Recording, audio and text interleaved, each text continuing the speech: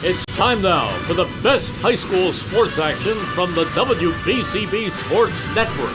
Catch the best games from Bucks and Mercer County at WBCBsports.com and our Facebook page. Your home for high school sports is right here at WBCB 1490. Good evening, everybody, and greetings from Mercer Oaks Golf Course in West Windsor, where we are bringing you the 15th annual CVC Basketball Association Coaches Banquet. Tonight will be about celebrating the past season of the Colonial Valley Conference boys and girls basketball. Included in the festivities tonight, we will look back on the season. There will be the presentation of the all CVC boys and girls season, the presentation of the CVC Coaches Players of the Year and Coaches of the Year. Also, presentations to the Official of the Year, the Courage Award, and the Boys Competitive Spirits Awards. When someone is not up at the podium speaking, we're going to try to track down a few people, bring them over here for some interviews if they're available. We don't want to drag them away from their dinners, but we might have to do that. So we thank you for joining us tonight, and we really hope we can keep you with us as the night goes on. And we were supposed to have some people sent over here right around now, but since they are not here yet, I'm going to read a few announcements that have to do with CVC basketball. The first one is on Sunday, March 16th, that's this Sunday, at the CYO Center on Broad Street. The CYO basketball, Mercer County Basketball All-Star Games will be held. The girls' game will be at 1 o'clock. The boys' game will be at 2:45. And between games, they will present the prestigious Jack Cryan Award to Ewing's Joe Elsinius and the equally distinguished Renee Keister Award to Notre Dame's Elena Ramirez. They will also give out the John Mincy Manzak CYO Ref of the Year Award to Connie Basnight. We might as well, we have a little time. We will tell you who's playing in those games. For the boys, they'll be coached by Steinert's Paul Catania, Paul Jones, Joe Rulowich, and Khalid Lewis. Robbinsville, Marcus Rodolphe will be in it. Ewing's Joe Elsinius, Leslie Samil, Naquan Pate, Notre Dame's Charlie Shore, Josh Cattetti, Hopewell's Milan Desai, Ethan Rich, Dean Mantuano, West Windsor Norse Malachi Jeffries Vieira, Roja Jouja, I think that's spelled wrong, Ryan Jean Batiste, Allentown's Maddox Watson, Lawrence's Noah Johnson, Sachin Koda, Trenton's Kadir Dixon, Thomas Munoz, West Windsor South's Cameron Jones, Josiah Curtin, Steinert's John Weaver and Anthony Santucci, Princeton's Travis Patrone, Nottingham's Michael Rocco and Jaden Williams, Hamilton's Curtis Kaba, Hun's Josiah Vargas. There's a lot of people in this game, folks. Thrive's Cam Sherrard, Johnny Hammock, Gavin Edge, Heightstown's Chase Deutsch, Brett Carter, Pennington's Dustine Evans, DJ Sneed, and Kili Awusu. Oh, and also Jordan Awusu. Petty's London Carson and Will Warren. Oh, and a leftover from Trenton, Marquise Dowling, who was not included in that original Trenton bunch. For the girls, they will be coached by Mike Costinas, Jay Corby, and Beth Fitzpatrick. That roster will feature Notre Dame's Megan Connolly, Izzy Diaz, Elena Ramirez, Olivia Barrero, West Windsor South Shelley Holden and Rachel Joseph, Steinert's Jacqueline Corby, Mia Garofolo, Riley Klein, Heightstown's Caitlin Nagel, Penelope Sworn, Grace Weissenberger, Olivia Roberts, Robbinsville's Gabriella Bottani, Princeton's Gianna Grippo, West Windsor Norse Juliana Kelly and Sanvi Kumar, Trenton's Jamira Glanton, Trenton's Gabriella Smith, Hamilton's Zaire Galloway and Isabella Conti, Nottingham's Emma Wilkie and Caitlin Wilkie, the Twin Terrors, PDS's Nadine Coley and Shelby Ruff, Ewing's Malaya Miller, Michaela Durham, Lawrence's Taryn McMahon, Allentown's Bailey Patton, Mariana Ohovsky, Jillian Braun, and Taylor Rett. So those are your rosters. If you're a fan of any of those teams or any of those players, go on out. It's this Sunday at the CYO Center, the legendary Mitzi Manzak Gymnasium, and the girls' game will be at 1 and the boys at 2:45, approximately. You never do quite tell. And Gus, while we're just keeping the camera here, can you go ask Kristen Jacobs if she? No, bring the camera back over here. Ask Kristen Jacobs if she can send those bleeper over that I'm waiting for, and if not, we can send Jerry Mancuso over. Now, the other announcement I have, before we get anybody over here, is I got a lot of stuff here.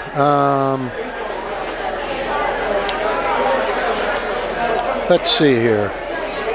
Bear with me. Okay.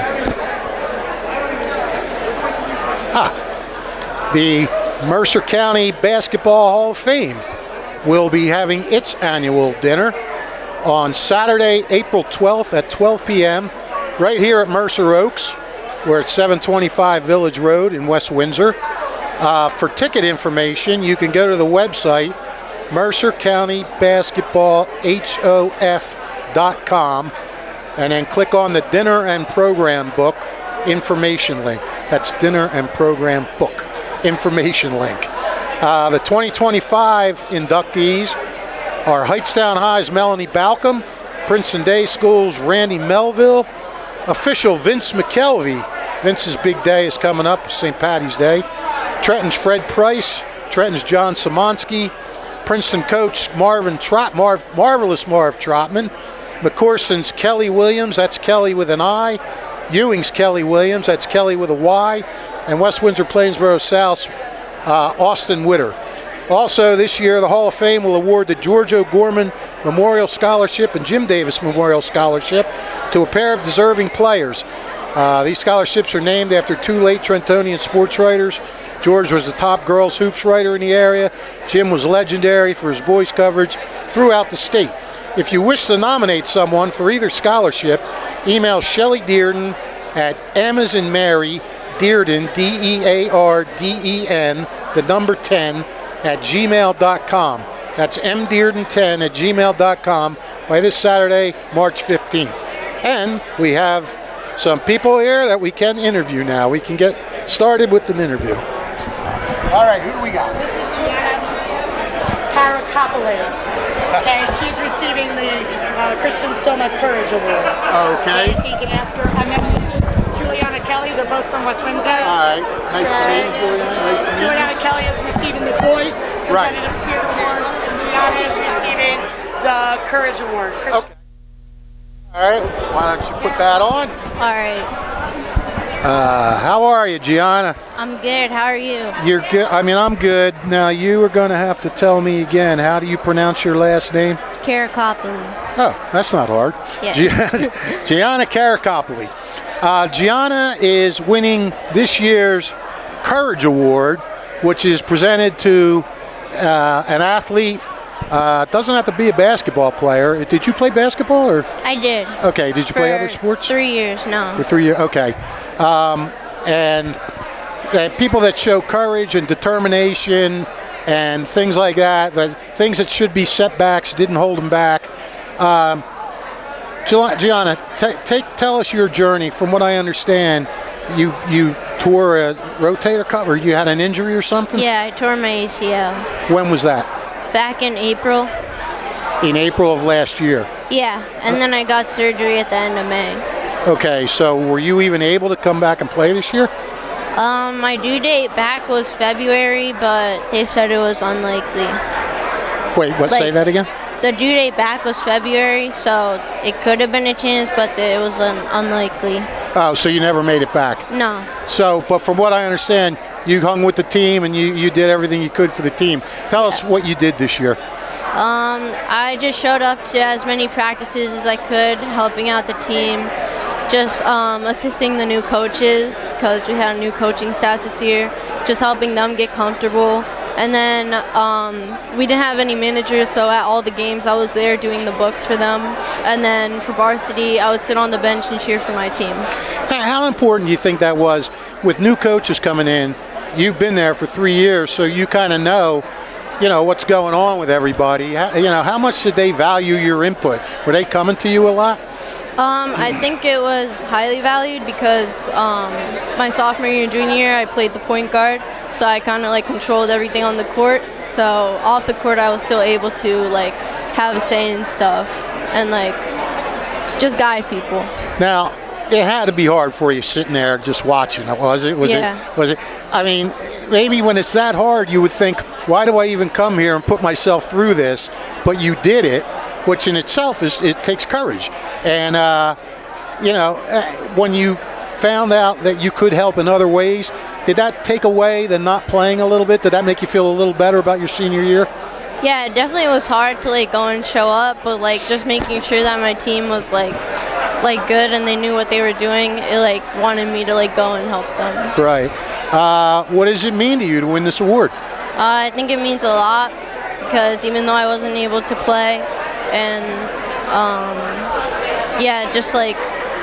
I was able to win somewhere else. Right. Exactly. Yeah. Last thing, and we'll let you run. What's on your plate for next year? Are you going to school anywhere, or what are you going to be doing? So last week I just committed to the University of South Florida in Tampa. Oh, congratulations. Yeah. All right, so you wanted to get away from the Jersey winters? Yeah, definitely. Yeah, that's what everybody says. Yeah. What are you going to major in? I'm majoring health sciences. Health science. Yeah. All right. Well, Gianna, congratulations on everything you did, and thank you for joining us. We appreciate it. Nice All right. to meet you. All right, let's bring in our next guest. Gus, is the camera on both of us? Is the camera on both of us? Oh, okay. It looks like it's on. All right, that's good. All right. And now we are joined by another West Windsor player, West Windsor North's Juliana Kelly, who is female winner of the Boys Competitive Spirit Award. Juliana, congratulations. Thank you. And thanks so much for joining us tonight. This Bob Boyce Award, being a West Windsor North player, it's got to have special meaning for you, knowing he was a coach at West Windsor North. Yeah, definitely. I think my sophomore year it was junior, we did a memorial night, which was really nice, and it was to see, because I never met him personally, but just to see the community that he kind of brought together, where a lot of players came back, so it was really special, and I was very thankful that I received the award. Yeah, but you never knew him or anything. No, right? I didn't. Yeah. But my Coach Moore, who coached last year, he knew him and was very close, and so he would always describe the type of person he was, so you got a good idea. Yeah. Now this award is given to somebody who hustles and shows grit and determination. Has that something that's always been in you ever since you were a kid? Yeah, I feel I don't know, I always like to just do the little stuff, so nothing I was never a flashy player growing up. I would just run around and try to play defense or try to grab a rebound or something because I couldn't, I didn't have all the flashy skills. So I always tried to instill that in high school and just try to do as much as I could with the abilities I had. Well, I'm sure you've heard this. Every team needs a Juliana Kelly because, you can't have 4 or 5 flashy players on the team. Mm-hmm. You need somebody that's going to do the hard work, play hard, gut it out. You take pride in that? Do you take pride in being that sort of hard-nosed, let's go get them player? Yeah, I definitely do, because I feel the flashiness can come and go, and but I know as an individual what I'm bringing to the team and helping the team out. And for me, it's just whatever I can do to have us succeed. It doesn't really, the personal stuff doesn't really matter to me as much. Right. And sometimes your motor's just on, right? You just go in and you just got to. You don't worry about hurting yourself or anything like that. You just go after it. Mm-hmm. Do you find that you frustrate other players with, kind of? Sometimes I think I just play the game on the court, and if people get frustrated, I try not to pay that much attention and just focus on our team and what we're doing, because that's the central goal. Right. Now, there was a great athlete from West Windsor North years ago, Scott Kelly. Are you any relation? No. Oh, okay. No. Yeah, he's a little young to have a child your age, so I didn't know if maybe you were some kind of weird niece or something. Not weird, but you know, some niece or something like that. So, well, Juliana, what are you doing next year? What do you got on your plate? Going to college. Still don't know where, but we're looking around. Hopefully, it'll be good. Any favorites or too many to mention? I think right now Maryland's my favorite, so hopefully I'll go there. Study some psychology. Oh, okay. You're not going to psychoanalyze. I know. You're probably going to walk away from here saying that guy's got problems. All right, well, go Terps. Yeah. Juliana, thank you so much. Thank you. Congratulations on your award, and good luck in your future. Thank you. All right, they just keep coming. All right, Naquan. What's up, big guy? I'm doing good. How are you? All right, now we have the boys winner of the Bob Boyce Award, Ewing High's Naquan Pate. And Naquan is another one of those guys that goes out there, doesn't worry about getting hurt, doesn't worry about his stats, just goes out there and tries to wreak havoc.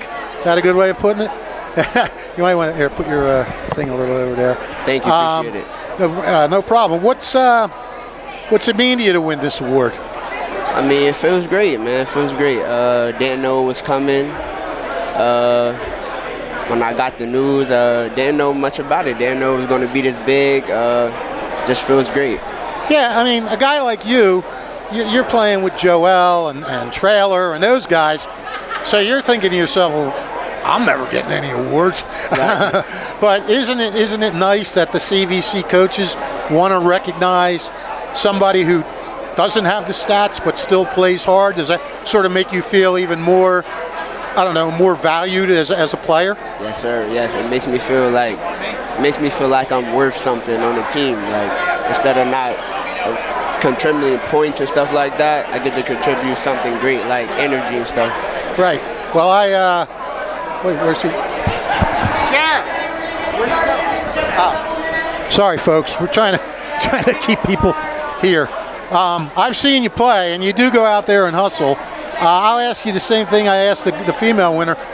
Is that something you've done all your life? Just like, you know what, maybe I'm not going to have the best jump shot or, you know, the best ball handling or anything, but I can make my presence felt just by hustling and playing hard. Has that always been inside of you? Yes, that's always been inside of me. I mean, if you think about it, that's a lot of things people look at. Is like the people who work hard, the people that's going to look forward to like getting on the floor, stuff like that.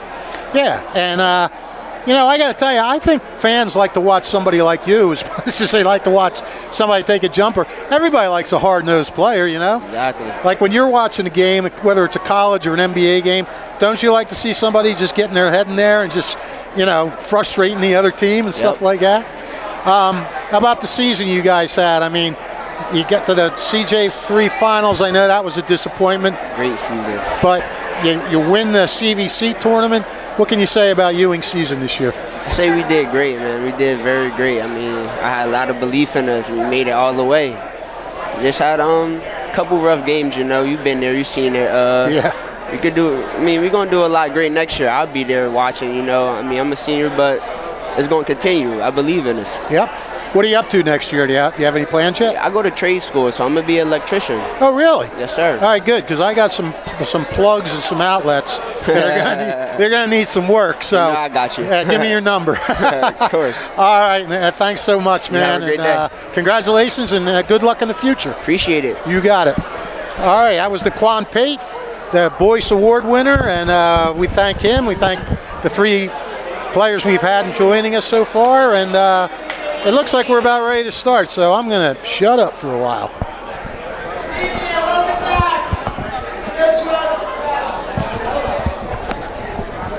Is there Jasmine Thomas?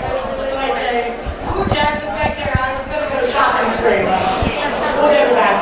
This is always the hardest thing when you're an MC, to try to get everybody to shut up. Back to those who have celebrated with us before.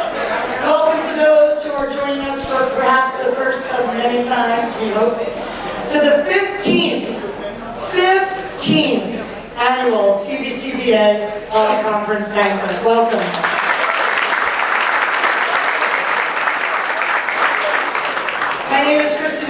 and I am the girls basketball coach at Stuyvesant High School, and I have the esteemed pleasure of being the president of the CVCBA, and I've been a member of the board for the past 9 years. And myself and the other members of the board's main concern is to continue the work that the others started back in 2010. On your tables, you will find a copy of all the names that have benefited from that work, that coaches both past and present have strived to maintain. Some of you might even find your own coaches on that list. Is that packet? See it right there in the middle? Looks like this.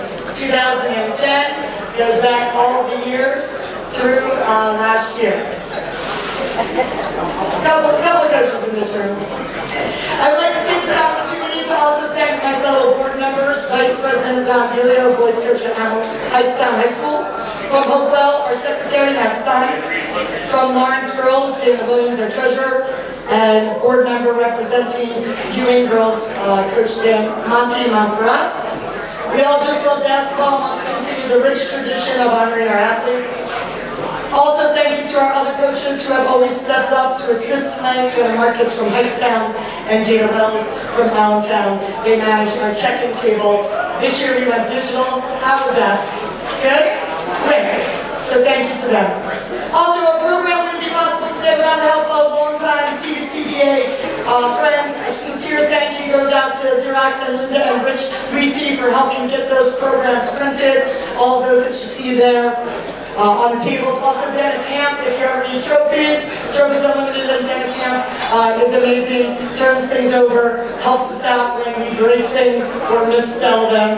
And he did all the awards and the CVC MVP awards as well. Thank you in advance to the staff at Mercer Oaks. We appreciate you for helping with this tremendous event. Welcome back to Rich Fisher and Gus Barber from WBCB, streaming the event once again and making it even more spectacular so you can go back for years to come. The WBCB link, the YouTube link is on there if you go to the site and you can send it out. They have covered us all season and we are happy to have them here wrapping up our fantastic CVC season as well. Oh, one more welcome. Right here on our front table, I want to make sure we welcome our favorite people in the room. 3 very distinguished officials from Board 193's interpreter Bob Fleming. Thank you, Bob.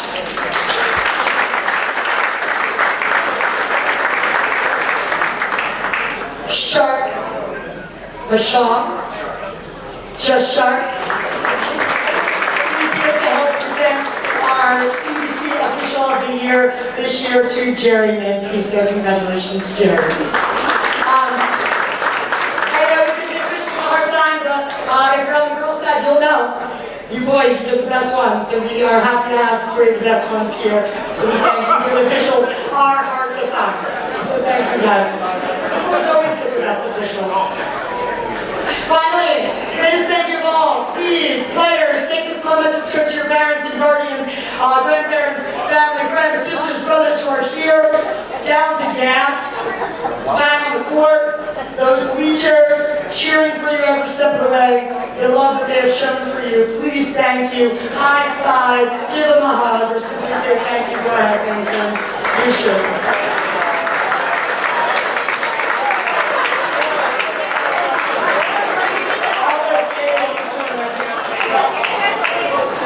Alright, we have something different here for you tonight before we start dinner. The CVCBA would also like to extend some congratulations. This was our first official year of the CVC tournament, and I would like our inaugural winners to stand and be recognized. So first, from the boys' side, Ewing High School. Anyone associated with the Ewing boys team, please stand up. Ewing boys, congratulations.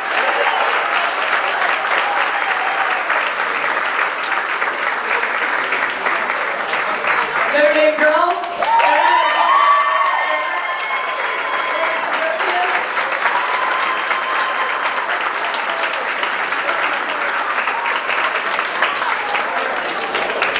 And I got a little text message last week asking about this, and I got in touch with the right people. So, today for the first time, we'd like to present our divisional winner. winner trophies. From the boys, the Colonial Division, please, any coaches or players from Trenton High, come on down and receive the trophy.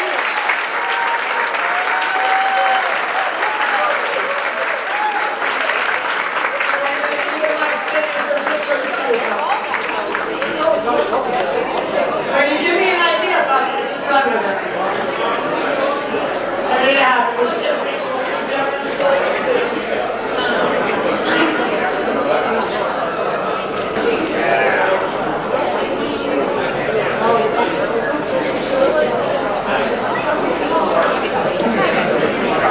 And you want to know what's next? Any coaches or players from Lawrence High School, valley champions, from the boys?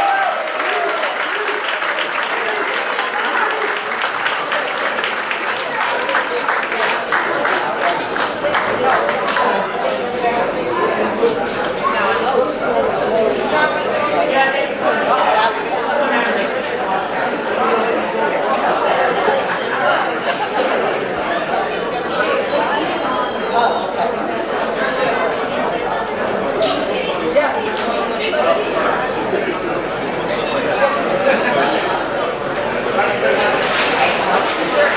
Any pictures we take, we can send on out. And we would like members from the Heightstown and Union girls teams to come on up.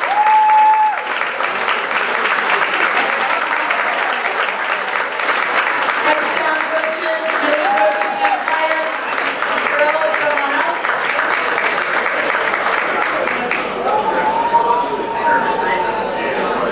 Coming up, screens on in there, take it together.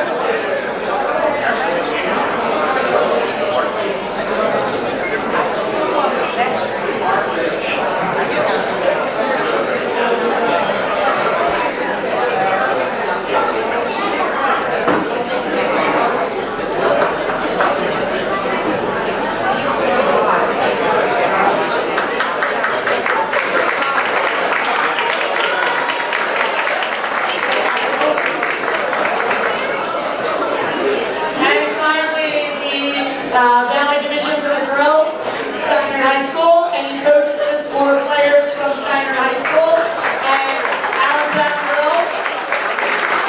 Come on up. Jay Morgan, let's go.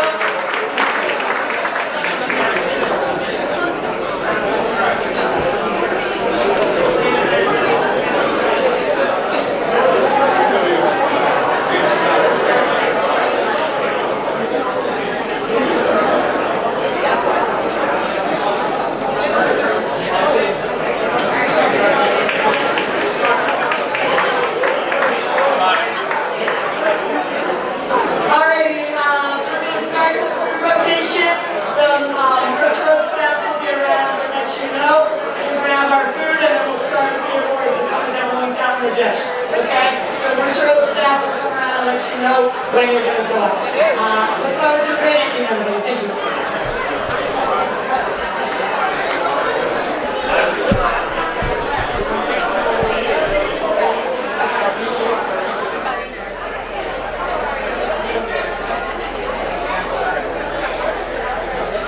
Hi, I'm Merrill Reese. Kessel Dermatology offers great cosmetic dermatology featuring the latest technology in cosmetics, including Morpheus 8 for skin tightening and scars, ultraviolet A and B light treatment for psoriasis, eczema, and itching. Kessel Dermatology now offers Genesis and XLV laser treatments, wrinkles, facial discoloration, scars, and hair removal. Kessel Dermatology provides Botox and fillers. Take care of your skin. Schedule an appointment with Kessel Dermatology.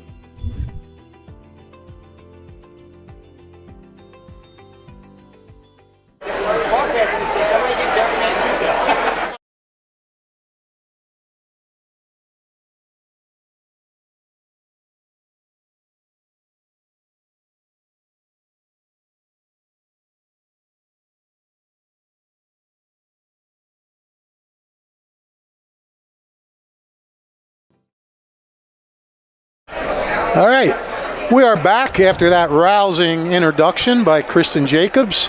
And we have with us this year's Official of the Year from the CVC. Well, the exact title is the IBO 193 Official of the Year. Jerry, welcome. Congratulations. Thank you so much. Congratulations. And I have a few little accolades to read about you. Let's do it.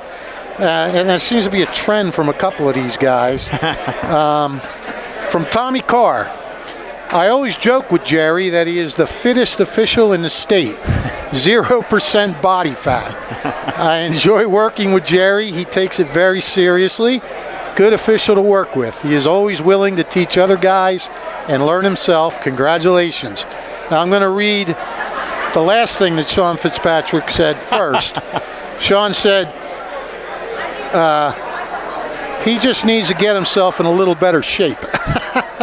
Seems to be a trend. Yeah, it does. Well, when you look at these guys you're working with, I mean, come on. Even I look in shape compared to him. Sean Fitz says, great official to work with. He communicates with partners and coaches. He has always worked hard. You work with Jerry, and you know you just need to worry about your area. And if I screw that up, he'll know when help is needed. And finally, from the Shark himself, Mashad Sharkner, he was limited in what he sent me because he's presenting tonight. Gotcha. So he didn't want to burn all his good stuff. Yeah. Can't use it all. For us. Right. So he says, one thing about Jerry, you never see him rattled. He's always even killed. Must be the tats.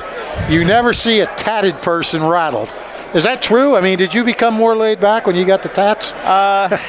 No, I think you just have to be a little laid back. There's so many high tensions when you're reffing, and you're, the coaches are up, the players are up, the fans are up. I think you just need to be laid back. But the tats didn't hurt. Exactly. Well, they're intimidating. Yeah, nobody's going to mess with you. Like, don't mess with that guy. Right. But first of all, this is Jerry's swan song. It is his last year as an official, going down to South or North Carolina. South Carolina. Got a house down there. We're at Myrtle. Yeah, we don't have one yet, but we're looking. But Myrtle's going to be the area that we're looking at. Well, you know who you'll be seeing down there. You remember, because he was a trainer when you played, was Ron Sebastiani? Yes. The Steiner former trainer? Yeah. He's got a place down there. Oh, wow, okay. Yeah, so, Jerry, I can vouch for Jerry being in shape. I covered him when he played for Nottingham and ran cross country and played basketball for both under Pete Leonard, who was a pretty good taskmaster, but a really good coach. Great coach. I loved for Pete. And, I ran cross country not because I wanted to, because he made me. He made you, right. Because he said, you're going to be in shape when basketball season starts. Not that I was out of shape, but he was making sure there was no ifs, ands, or buts about it. He made me run cross country. Right, and you ended up being one of the best guys on the team. It wasn't bad. You were like all county and everything else. So, there you go with that. Yeah. And, Dutch was pretty good at working the refs back in the day. Loved him. Favorite coach of mine ever. Yeah. By the way, I noticed that Kristen referred to you guys as distinguished officials. Right. Now we looked around. We weren't sure. Yeah, I'm with you on that one, brother, because you're always getting yelled at, but all of a sudden you guys get dressed up, and now you're distinguished. Right. Now people are like us. They come up, say, hey, how you doing? Yeah, you might. This might be a new, for all you refs watching out there, just wear a shirt and tie when you're No reffing. stripes. No stripes, just dress and tie. So how many years has it been, Jerry? How many years did you ref for? I think 24. 24. Yeah, I think that's what it was. And what made you decide to want to get into officiating? Well, it was Rob Riley.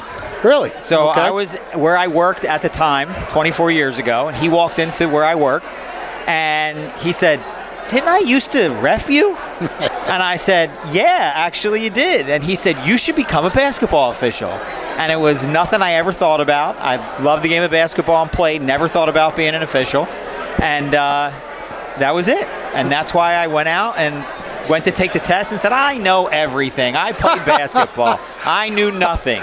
And yeah, that's where it all came from. Now, why did Rob seem to think that you should be a ref? What did he see in you? No idea. You didn't ask him? I didn't. He just said, I remember you from playing. You should be a ref. And I just thought about it, and I said, yeah, maybe I would. And he gave me the information, and Stevie Lewis was my teacher. And yeah, the rest is history. Yeah, well, I loved it. That's awesome, yeah. And,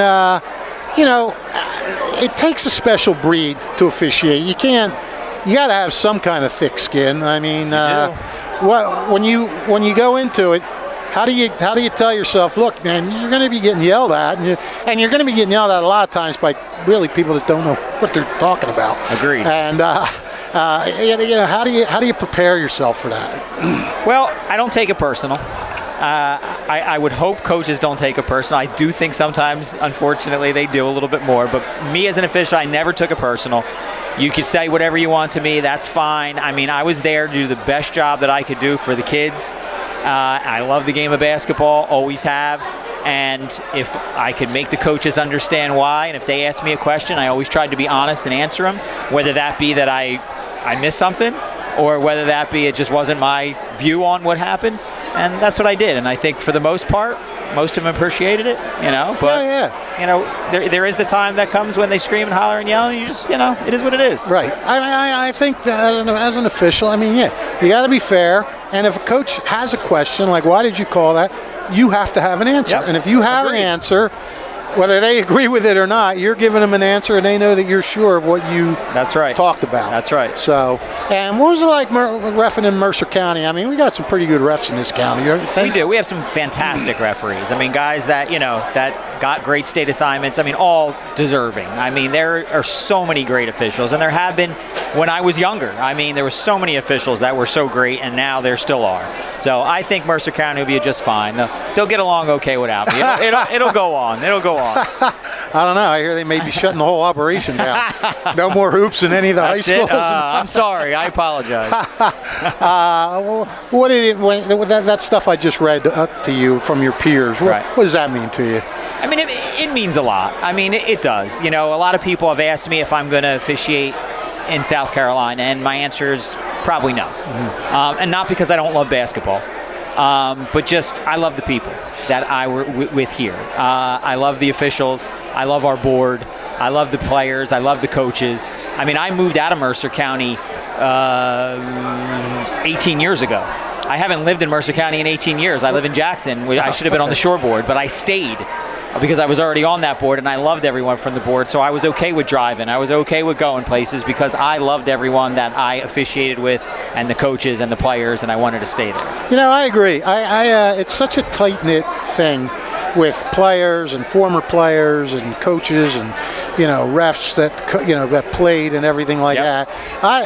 It's the same thing with me, People say, how can you last this long sports right now? I say, it's the people in Mercer. Yep. And I've covered high school sports in other places, and they were all good people to work with in Middlesex or South Jersey. But there's just something about this place, maybe because I'm from here. Right. And I guess it's the same way when you're a coach here or a ref here, like you say, and stuff like that. It's pretty neat. So what are you going to do? You going to do anything down there? I'm still working. I mean, it's just giving up basketball at this point. I mean, it's going to help my knees out a little bit. So, my knees aren't getting any younger. But yeah, so I'll still be working and doing lots of things, just not basketball anymore. And you mentioned Rob Riley. He's become a big-time guy.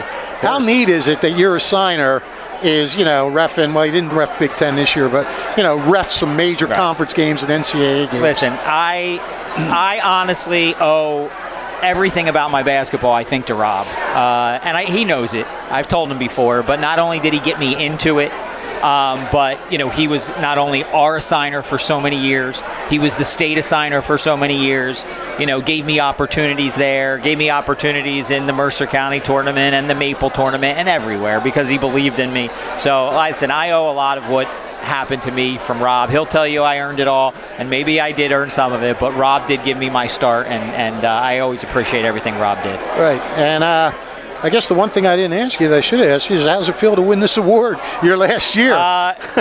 It feels great, you know. I mean, I guess I had to retire to get it, but that's okay. Listen, it feels great. It's always nice to be appreciated, especially as an official. Like, we don't hear it enough. I think, sometimes you'll hear it from the winning team on the way out. Great job, great job, ref, but a lot of times you don't hear it from the losing teams. You don't hear it from the fans, stuff like that. But so it is nice to know that everyone saw me last year or not, and everybody appreciated it, and I do appreciate it. Well, Jerry, it's been great seeing you, Rev. It was great watching you play. I can't remember it as much now, the older I get. I hear you. I hear you. But listen, buddy, congratulations on everything. Thank you so much. Good luck in the future, and good luck on that speech tonight. Thank you. I appreciate it. Thanks for taking the time away from your dinner. No problem. Jerry's was the first table called, and I drug him over here. Hey, this is how I stay thin. Yeah. Got to stay in shape. Very good. Good line, buddy. Thank you. All right, Jerry. Bye-bye. See you later. Thanks a lot. Appreciate everything over the years. Appreciate everything. All right. Hi, I'm Merrill Reese. Kessel Dermatology offers great cosmetic dermatology featuring the latest technology in cosmetics, including Morpheus 8 for skin tightening and scars, ultraviolet A and B light treatment for psoriasis, eczema, and itching. Kessel Dermatology now offers Genesis and XLV laser treatments for wrinkles, facial discoloration, scars, and hair removal. Kessel Dermatology provides Botox and fillers. Take care of your skin. Schedule an appointment with Kessel Dermatology.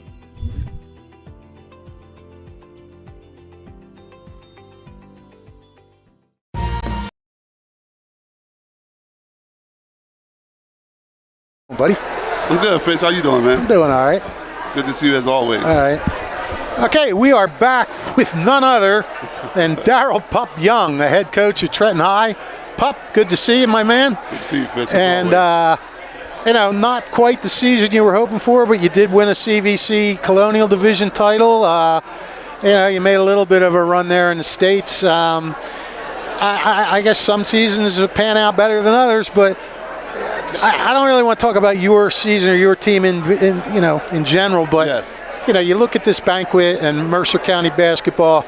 You've been a part of it since you were in high school, in elementary school. Yes. And we were just talking to Jerry Mancuso about how so many players come back to coach or come back to ref and yes. coaches and everything.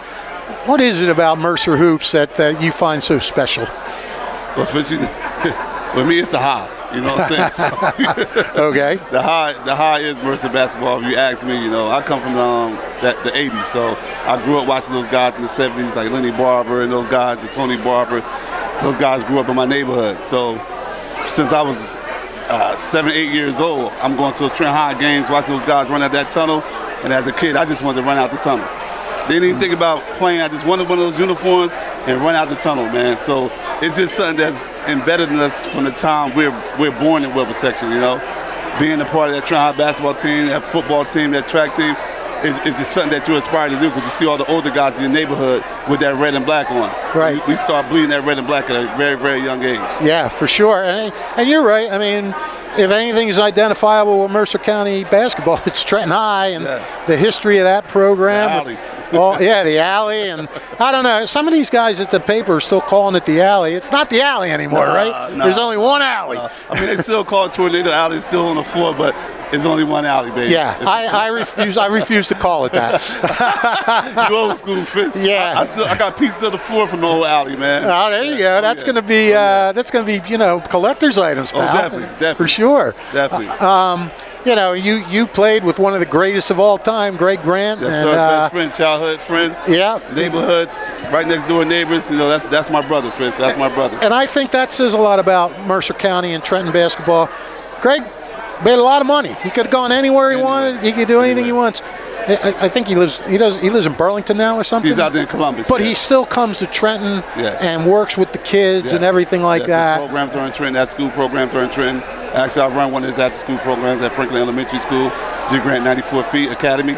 Yeah, so he's been doing that for over 20 years now. Yeah. Touched the lives of so many kids, Fish. So many kids. Like you said, he could be anywhere. Right. He chooses to be here at home. Right. Exactly. Home. I mean, I wish I could say something nice about him. I really can't. But I had to put that in there. I know y'all relationship. Fish, man, this Mercer basketball is just great. You just look at this year. People were talking about the county was going to be down and the CVC stinks and stuff like that. I'm hearing that from the naysayers. But look, you got North in the sectional title. You got Ewing in the sectional title. Yep. You know, right there, every year, Group 3, Group 4, we're right in the mix. Right. And even though you didn't get that far, you root for those teams, right? Root for those teams. The more they go on. CVC Nation, man. I support, and all the coaches can tell you, I send them congratulations. I go to some of the games. I root for those guys. You know, our battle is in between the lines. Right. Outside of that, man, we're not enemies. Well, and this is perfect. I see all you guys intermingling, talking to each other. Oh yeah. 15 years for this. 15 years for this banquet, pup. I mean, how great is this banquet? Great, man. Great. It's like, and it gets better each year. Yeah. It gets better each year. Like, they surprised me tonight with the Colonial Division trophies. We always would get those mail to us in the mail, and for Kristen to surprise with that tonight, that felt real good. Felt real good. Absolutely. Yeah, it was nice to see. Get some hardware. Well, listen, pal, your table hasn't been called for dinner yet, so I'm going to let you get back in time. Thank you, Fitz. Yep. Always, man. It's a pleasure. You too, pup. All right, and listen, see you soon, I hope. Hey, I'd like to remember, Greg still has that gift card to take us to JoJo's. Yeah, when we going to do our dinner, Fitz? I don't know. When you talk to him, tell him. Tell him that. I got it, Fish. All right, buddy. Thanks. You too, man. That's the great Daryl Pup Young. Let's see. Let's see who else I can find here. Drag them away from their dinner. Looking around. Looks like a lot of people are eating now.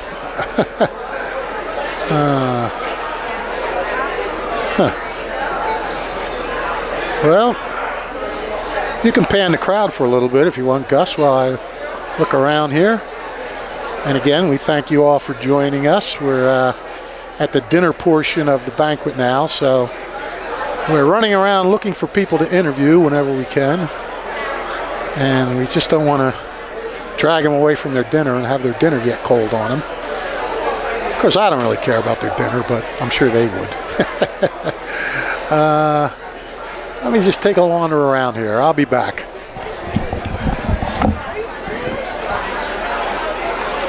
Your vehicle is in good hands at Haldeman Collision, Route 33 in Hamilton Township. They do it all at Haldeman Collision. Minor dents and dings, bumpers, windshields, major body, and frame damage.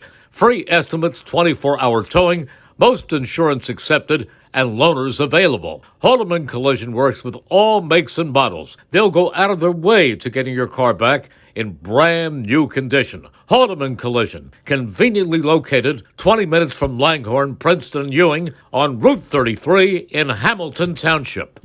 Hi. All right, we have with us now West Windsor Plainsboro North boys coach Luke Beasley. And Luke, thanks for joining us, first of all. Of course. I don't even know where to start. I mean, the greatest season in West Windsor Plainsboro North history. Yep. Your thoughts on it? I mean, you came so close to getting to a sectional title, and even though you didn't get it, you're going to look back on this season as really something special. Yeah. I'm so proud of our guys, the way that they've fought throughout the last, 2-3 years from where we came from to where we are now, our senior group.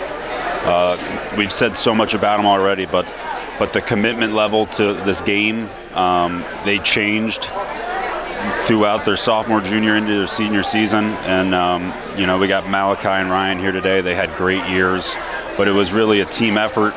And in the environment that we saw our last 2 home games, against Trenton and Freehold Township, was something that I really wanted to bring to our school and our community. And I've had so many texts and people reaching out, alumni, community members that are just so happy to see this happen and see this happen at our school.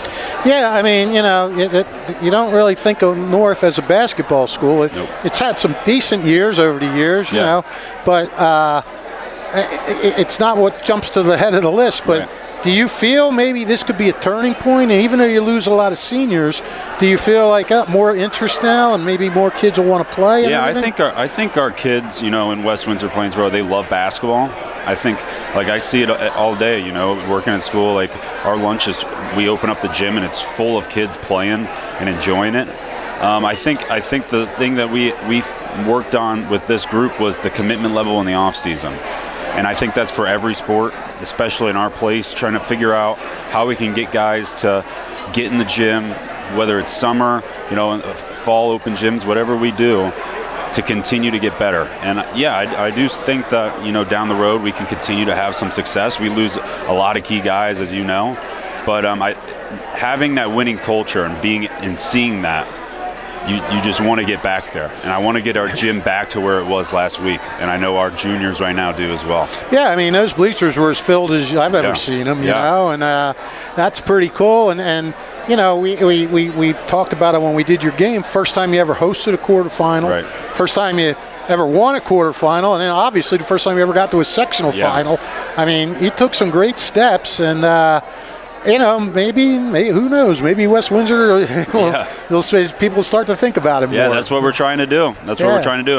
And a lot of our guys play multiple sports. And we talked about, taking whatever confidence or whatever, commitment you have to this everywhere else. And trying to build that culture within our school and within our community, because we do have people that care and we do have people that want to see this successful. So we'll continue to do what we've been doing and try to build off that. How many years have you been coaching now in Mercer? This would be 4. This is 4 for me. Okay. Where were you before this? Pre-COVID, I went to Southern Connecticut State. I played basketball there, did my student teaching, and that's when COVID happened. So we went back home, me and my now wife, we went back home to Champaign, Illinois, kind of figure out what we wanted to do. She's now at Princeton, finishing up her PhD. So we came out here, and I always wanted to coach. My dad was a high school coach growing up, so I lived in the gym from when I was, 3 weeks old up until, now. And that's always been the norm for me and my family. So getting the opportunity to coach at North was, a dream come true. Like, I had access to the gym. I could go in there wherever I want. That was, that's unbelievable. But, the first 2 years were very difficult on everyone involved. And I'm just so happy that all those guys that played for us those 2 years are now texting me congratulating us on this run, because even though they weren't on the team with us, they were part of this ride too. They were there when things weren't great, but they helped some of these younger guys believe in themselves and have confidence to go out and play. And that's kind of what a culture is and what a program is meant to be. Did you ever get frustrated those first couple of years? Like, why did I get into this?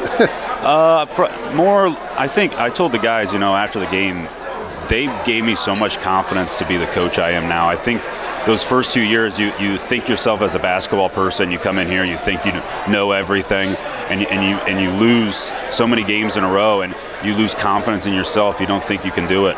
And there were times where I was like, I don't know if I'm cut out for this, And maybe I'm just someone that isn't as great of a coach. But like guys like Malachi, Ryan, our senior class, the commitment that they put in showed that we could do something, and that lifted my confidence to try to help them out as much as I could. Well, let me say something about you. You had some talent, yes, but you put them together good. You could see they were a well-coached team. Yeah, I appreciate that. The way, I don't know, I mean, they looked for each other, they found each other, they just knew what to do. And you said, too, a lot of that has to do with playing together since middle school. But you still have to put it all together. And I thought you did a great job with them. I appreciate it. And next year it'll be neat for you because you're going to have to start all over again with a new challenge.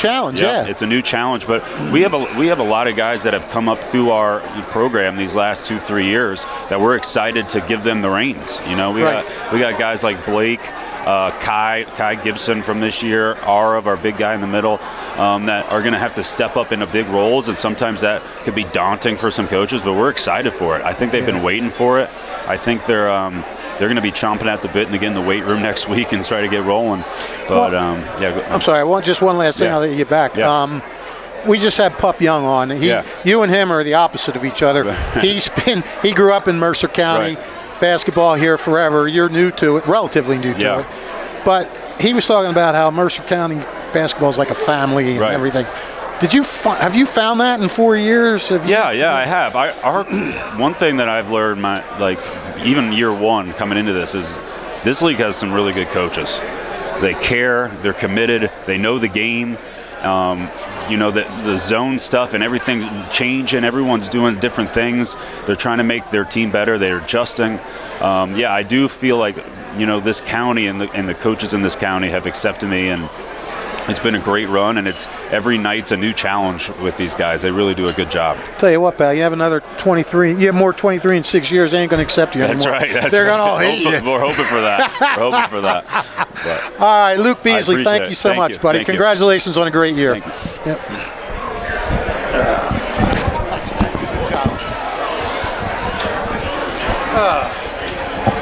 There really is nothing like a home team advantage. That's why Team Toyota is the choice for your next vehicle purchase or service this season. With new Toyota models available for immediate delivery and over 100 certified used and pre-owned vehicles for any budget. Plus service specials to keep you on the road to victory. Shop or schedule online at teamtoyota.com. Hi, I'm Merrill Reese. Kessel Dermatology offers great cosmetic dermatology featuring the latest technology in cosmetics, including Morpheus 8 for skin tightening and scars, ultraviolet A and B light treatment for psoriasis, eczema, and itching. Kessel Dermatology now offers Genesis and XLV laser treatments for wrinkles, facial discoloration, scars, and hair removal. Kessel Dermatology provides Botox and fillers. Take care of your skin. Schedule an appointment with Kessel Dermatology.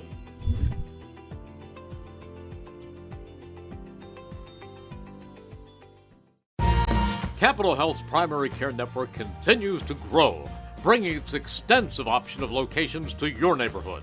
Whether you're scheduling a wellness checkup or not feeling well, advanced medicine starts with a Capital Health primary care doctor at locations near you in Mercer, Bucks, and Burlington counties. To find a Capital Health primary care location that's convenient for you, visit capitalmedicalgroup.org. That's capitalmedicalgroup.org. Hi, I'm Merrill Reese. Kessel Dermatology has a highly rated and award-winning dermatology team with over 130 years of collective clinical experience. They've been voted as the region's best dermatologist and doctor for 20 consecutive years. Over 1,500 five-star reviews from satisfied patients. Take care of your skin. Schedule an appointment with Kessel Dermatology.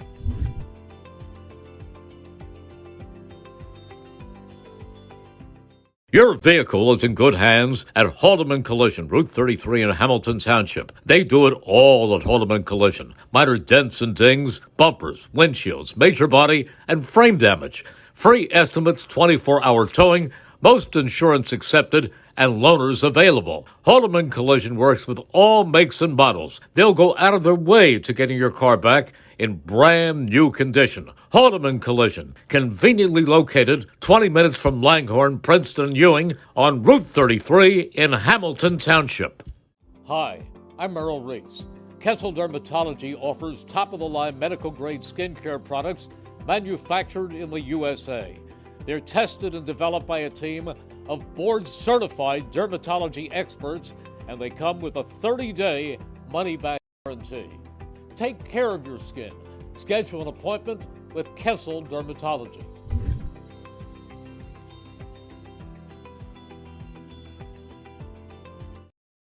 I'll talk and then I'll come back and eat. Yeah. Let us know when, Gus.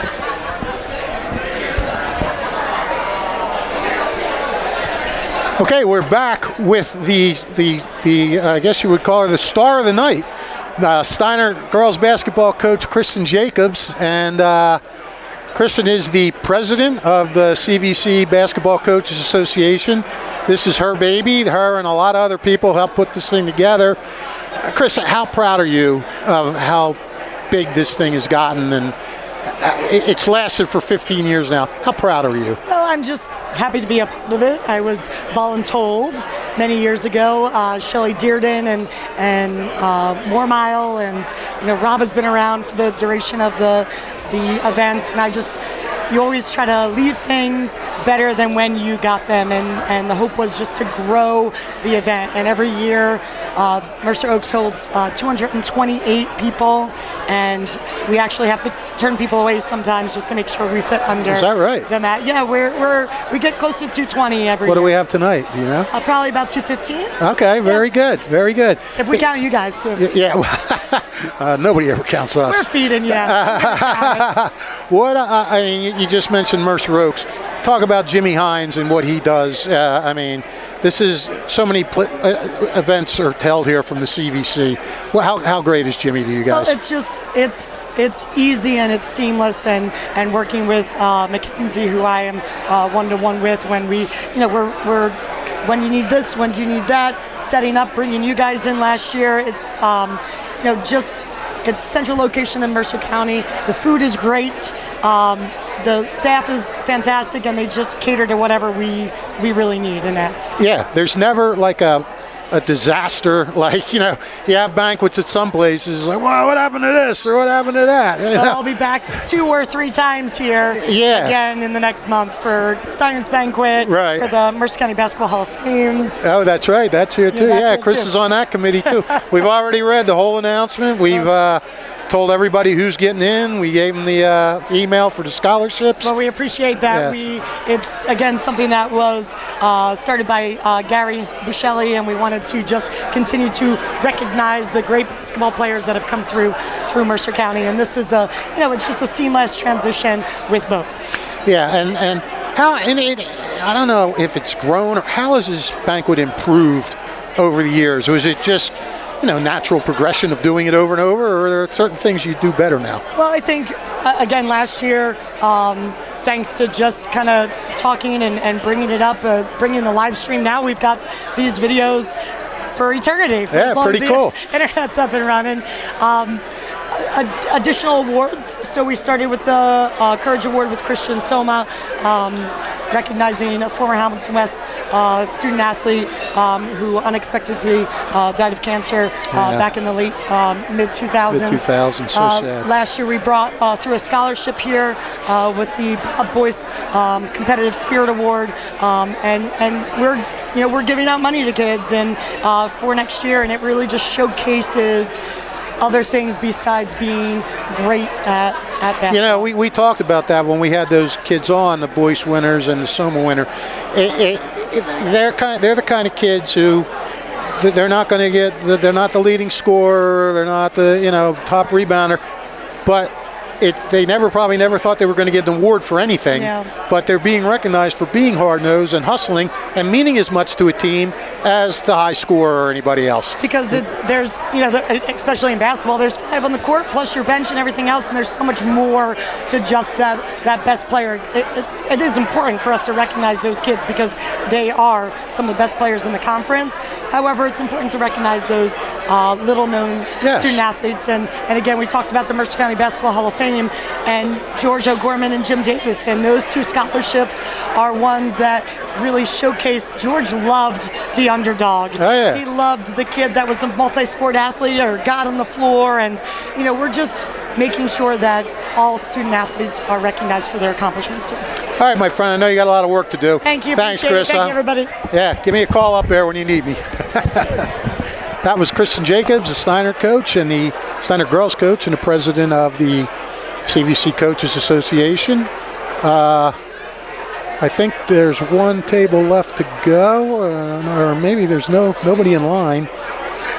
Gus, should we go up and get our food now? Do you think? All right. I'm not going to be able to eat it. I'm going to have to go. Oh, wait, I'm going to have to go up right now. So I'll go up and get my food after that. But, all right, well, you can put it back. We can go back to the podium because it looks like the action's going to start. Kristen's back up there. And for those of you who think you've heard me not for a while, you're going to hear me again in a couple minutes.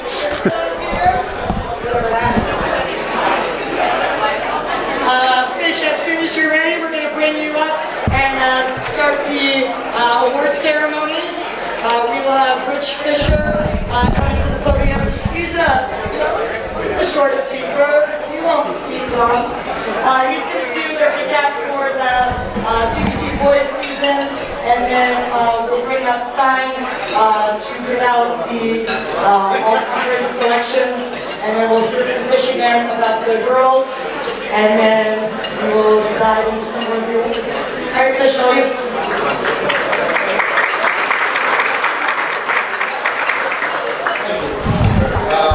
I'd like to thank the Hall of Fame, the CVC Banquet Committee for having me here tonight, and always a great night. I would also like to thank you, the players, and you, the coaches, for all the cooperation that you give me over the years, your interviews, your help in hooking up interviews. I mean, it's not easy trying to track all these kids down. The coaches help a lot, and the kids are always great interviews, and obviously you're fun to watch, so I want to thank all you guys for that. I also second Chris's comment about the parents. You guys have done so much for your kids over the years, and you deserve a shout out as well. But you already got your applause, so I'm not going to do that again. All right. It was another stellar year for the CVC boys. 2 Central Jersey sectional finalists this year with West Windsor, Plainsboro North, and Ewing. And we can't forget Lawrence and the year the Cardinals had.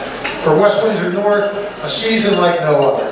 Luke Beasley's team of seasoned veterans set a school record for victories, going 23-6. Their 11-0 start was the best in program history. The school hosted a sectional quarterfinal game for the first time in its existence since opening in 1997. They got past the quarterfinals for the first time and obviously made it to the Central Jersey Group 4 final for the first time. And then you have Paul Jones's Ewing team. They had the second most wins in the CVC at 22-8. They rolled. I told Paul Jones I was going to rip him, so don't applaud him. The Blue Devils won the first ever CVC tournament championship in a memorable game with Lawrence. Ewing also had a great state run, getting into the CJ3 finals before fall. The Blue Devils also had this year's Jack Cryan Award winner in the relentless Joel Sinius, who he is relentless. I get tired just watching him. And he will receive his award between games at this Sunday's CVC Mercer County All-Star game. And we also had Lawrence, which tied for the 3rd most wins in the CVC with 21. Jeff Molinelli's team won the Valley Division Championship. They had an 11-game winning streak at mid-season, and they also won a first-round CJ3 tournament game. You can't forget Trenton with Pup Young squad going 15-8, winning the Colonial Division title and taking West Windsor North into overtime before falling in the sectional quarterfinals. Robbinsville had the year's most shocking win when it upset top-seeded West Windsor North in the first round of the CVCT. Now, as a North alumni, you would think Connor Hayes, the Ravens coach, would have felt a little bad about that, but I don't think he did. I think he was pretty happy with that. And there were also 2 new entries into the 1,000-point club this year. We had Robbinsville's Tyler Bennell, West Windsor North's Malachi Jeffers. And we had 3 coaches who cracked the century mark with their 100th win this season. We congratulate Notre Dame's Tim Stevens,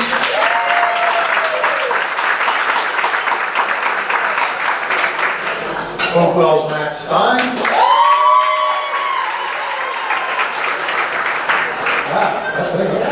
and Hightstown's Don DeLeo. And speaking of Hopewell, they also deserve a shout out. Matt Stein's squad won 21 games for the 2nd straight season. The only CVC team to accomplish back-to-back 21 years over the past 2 years. So congratulations to everybody, all you did this year. It's a great year. A lot of great underclassmen this year, so we'll look forward to another great year next year. Thank you very much.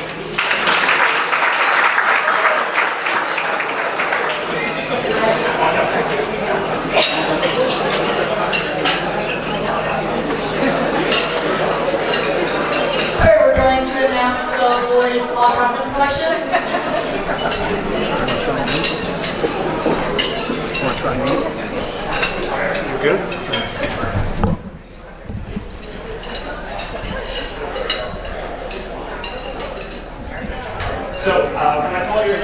come up and give your trophies to our coach and stay up here for a group photo at the end. So we'll do first team. All right. First team, Malachi, Jeffers, Vieira.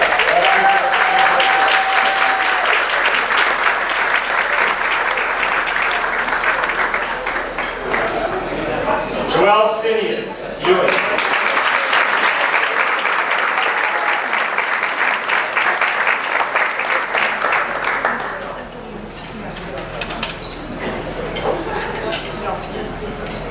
Bill Foley, Lorraine.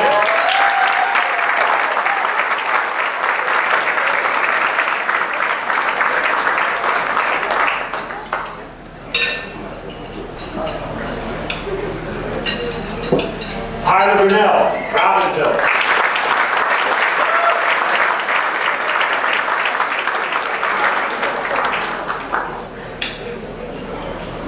Marvin McNeil, Lawrence.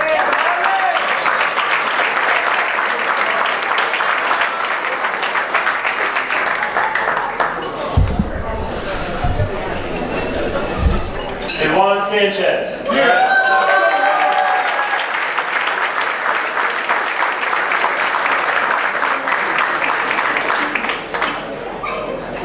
Gentlemen, I'm going to take this photo right here. Got it?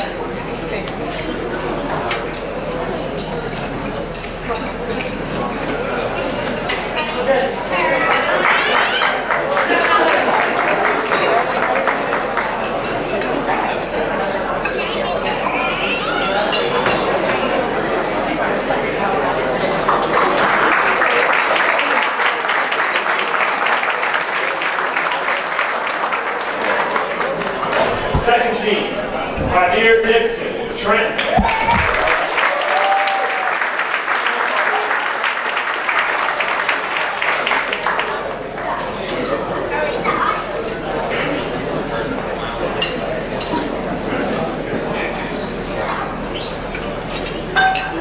Jason Whitlock, Heisenberg.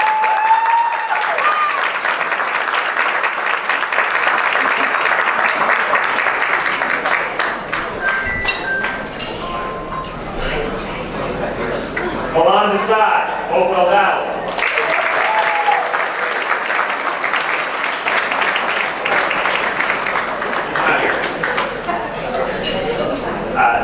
Noah Johansson, Florence.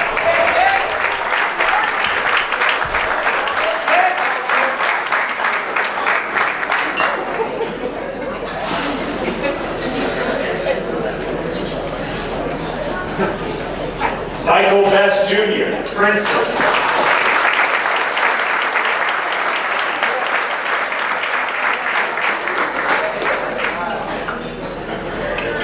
Terrence Traylor, Ewing.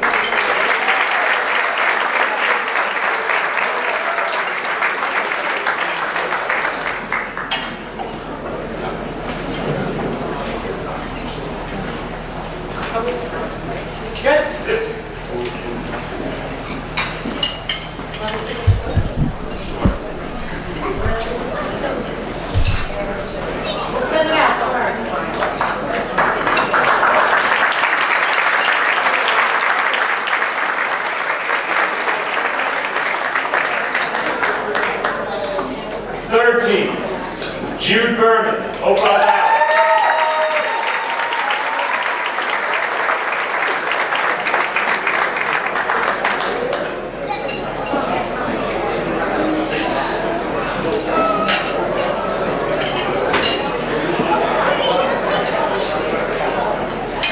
Josh Gayton, Notre Dame.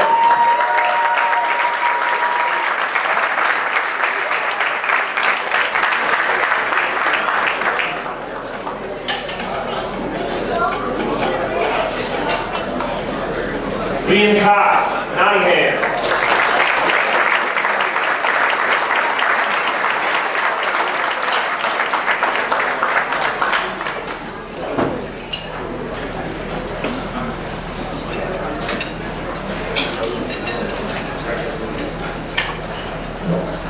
Ave Ingram, Trenton.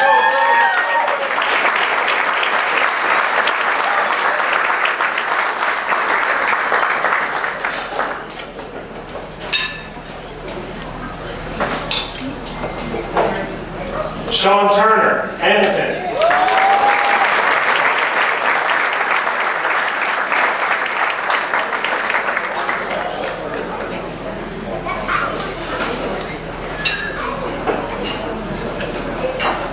Christian Thomas, Ewing.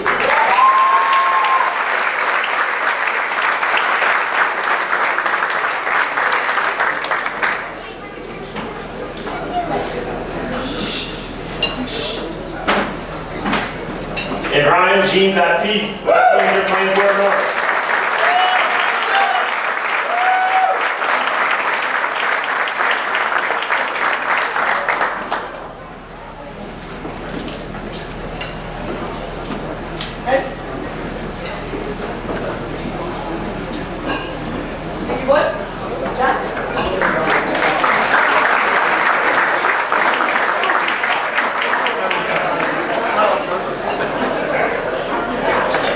Honorable mention, Ethan Rich, Hopewell Valley.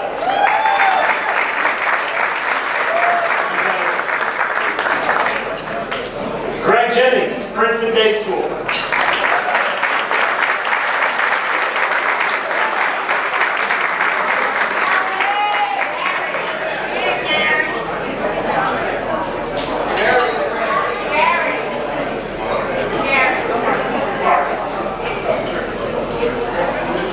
Maddox Watson, Allentown.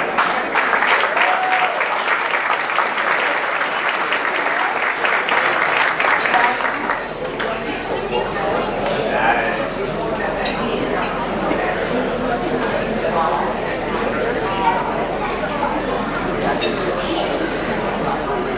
Anthony Santucci, Steiner.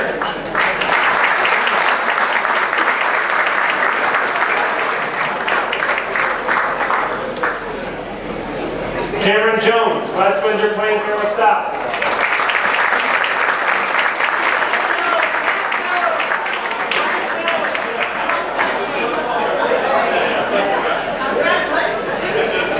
Good job, Coach. And Charlie Scher, Notre Dame.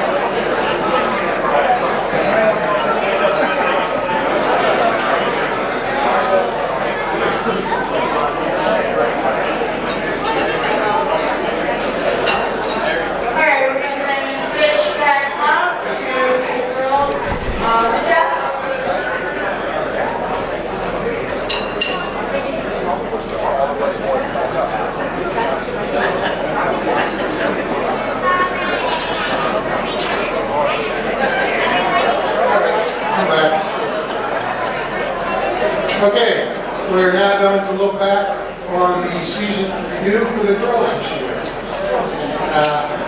You look back on this CVC season, the one thing that jumps out at you was the parity in each division. As you already know, the Colonial, Hudson, and Ewing shared the division title. Each went 6-1. Same in the Valley, Steiner and Allentown were co-champs.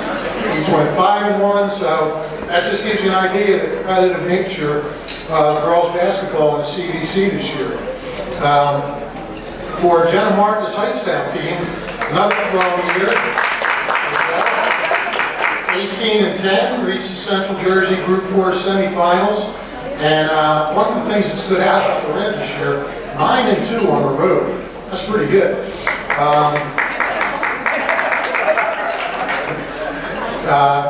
Ewing was in a big-time rebuilding mode this year.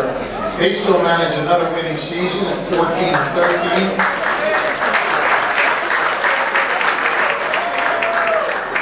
Monty's squad and Monty's squad won a state tournament game, put up a strong showing before losing in the CVC tournament finals. The team they lost to was Notre Dame. In her first year coaching at her alma mater, Beth Fitzpatrick guided the Irish to a 16-12 mark, CVC tournament championship first ever. The Irish also featured. That was a little delayed. The Irish also feature this year's Renee Keister Award winner. Elena Ramirez will receive that coveted award.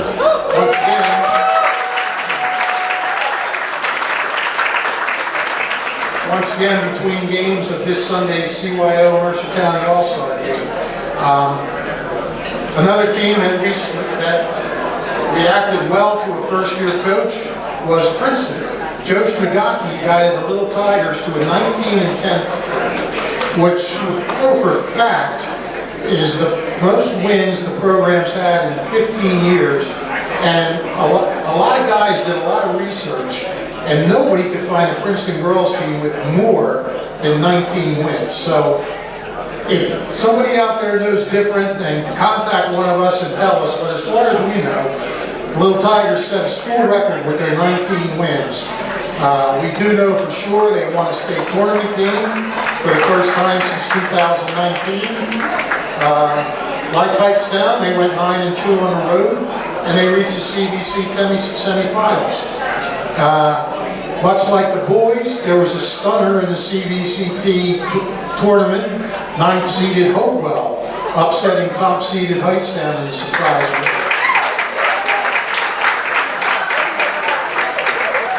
The most impressive turnaround of the year came from Princeton Day School.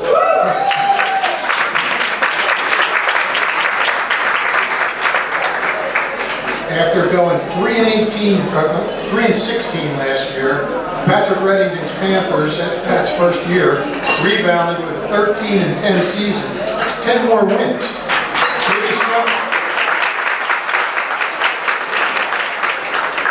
Biggest jump in wins for either a boys or a girls team this season. And the girls also had new entries in the 1,000-point club. Robbinsville's Ava Adarelli.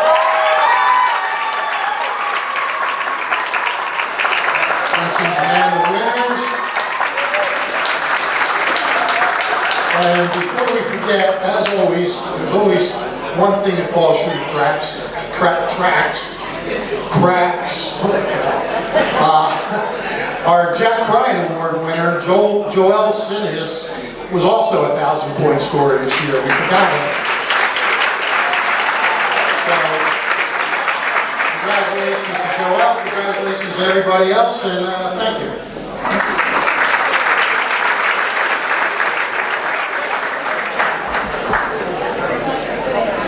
Monty, you want to do photos for me? You're gonna do.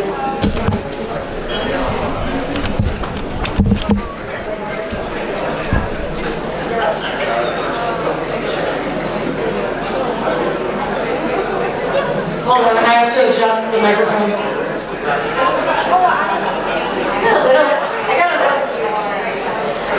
All right, we're going to start out with honorable mention from the girls' side. London Bennett from Ewing.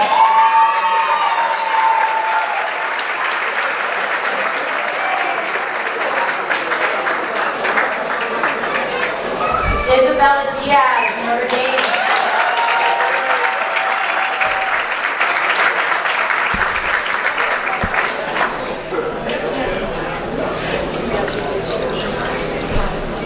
Nandini Kohli, PDS.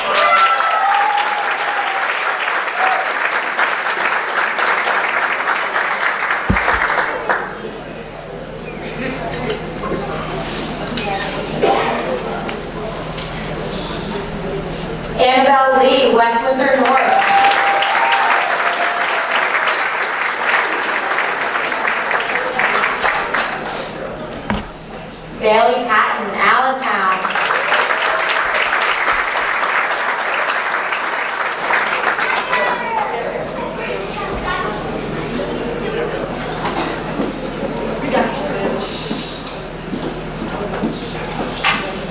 And Katie Reinhardt from Hopewell.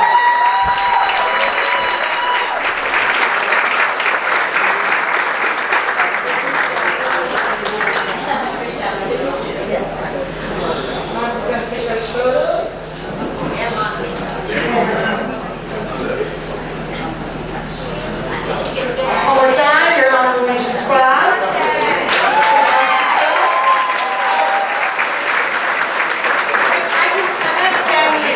Send them out to everybody, okay? Alright, we're going 13 here for the girls. First up, Jamira Glenn from Trenton.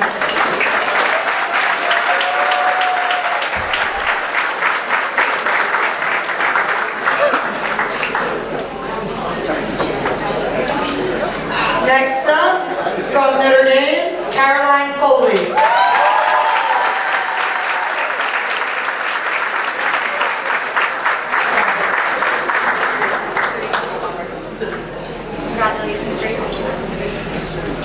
From West Windsor South, Sophia Latif Estefan.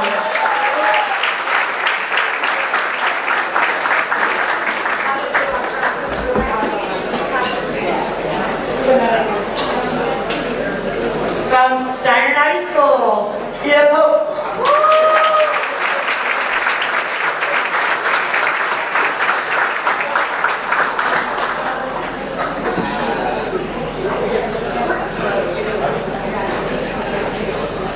From Princeton High School, Katie Sharkey.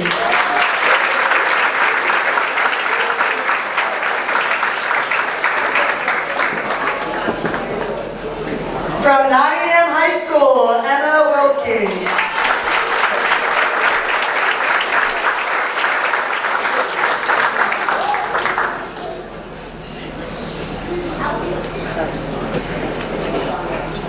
And from Ewan High School, Taylor Williams.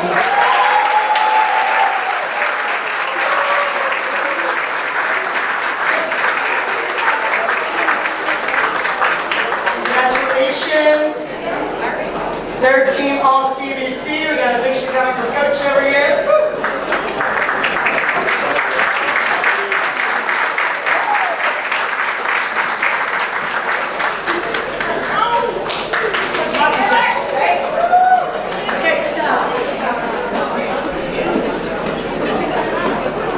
Alright, we're now going to announce the second team, all CVC girls winners. First up, we have Katie Corby from Steiner.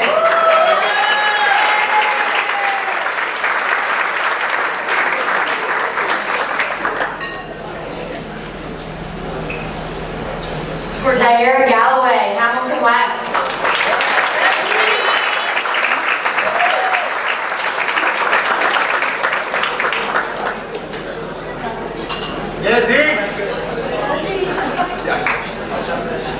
Lily DeRose, Allentown.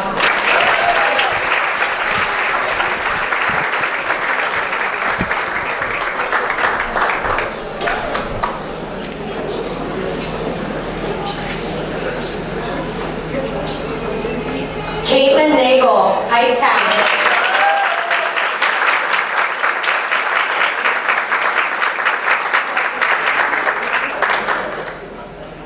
Elena Ramirez, Notre Dame.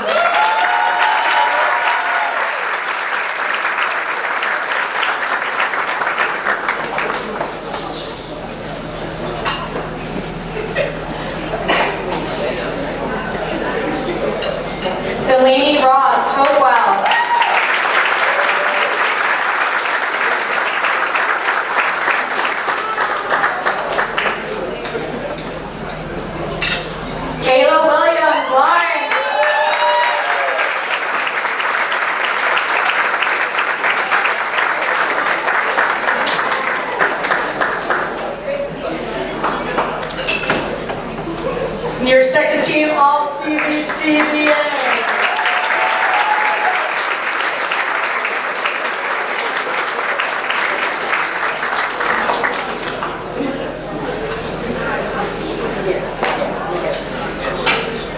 right, ladies, thank you so much.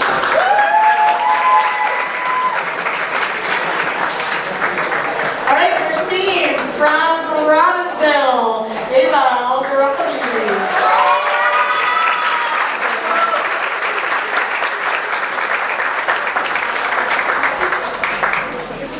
From Ewing, Lily Alston.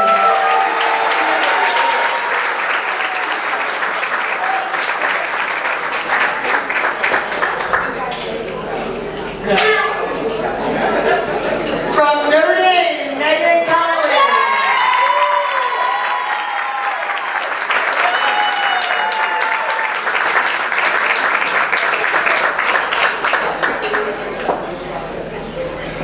From Hightstown, Haley DeCook.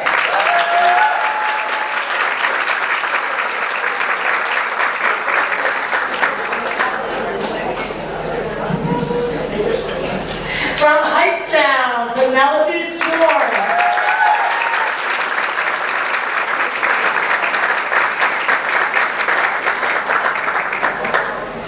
And because it's alphabetical order, from Princeton, Anna Winters.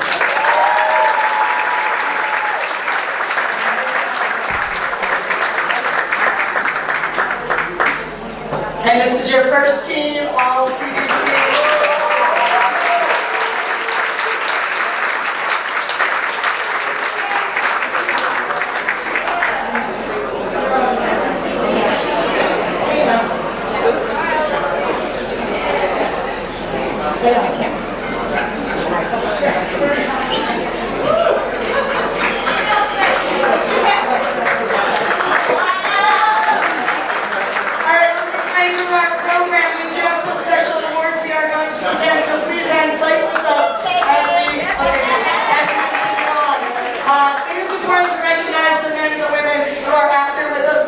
Every year. Without them, we wouldn't be able to play these games, even though some of us probably don't always agree with everything they say. We still need them as a part of our game, and we appreciate them. And we are here tonight. I'm going to bring up Sharp to present our official the tonight.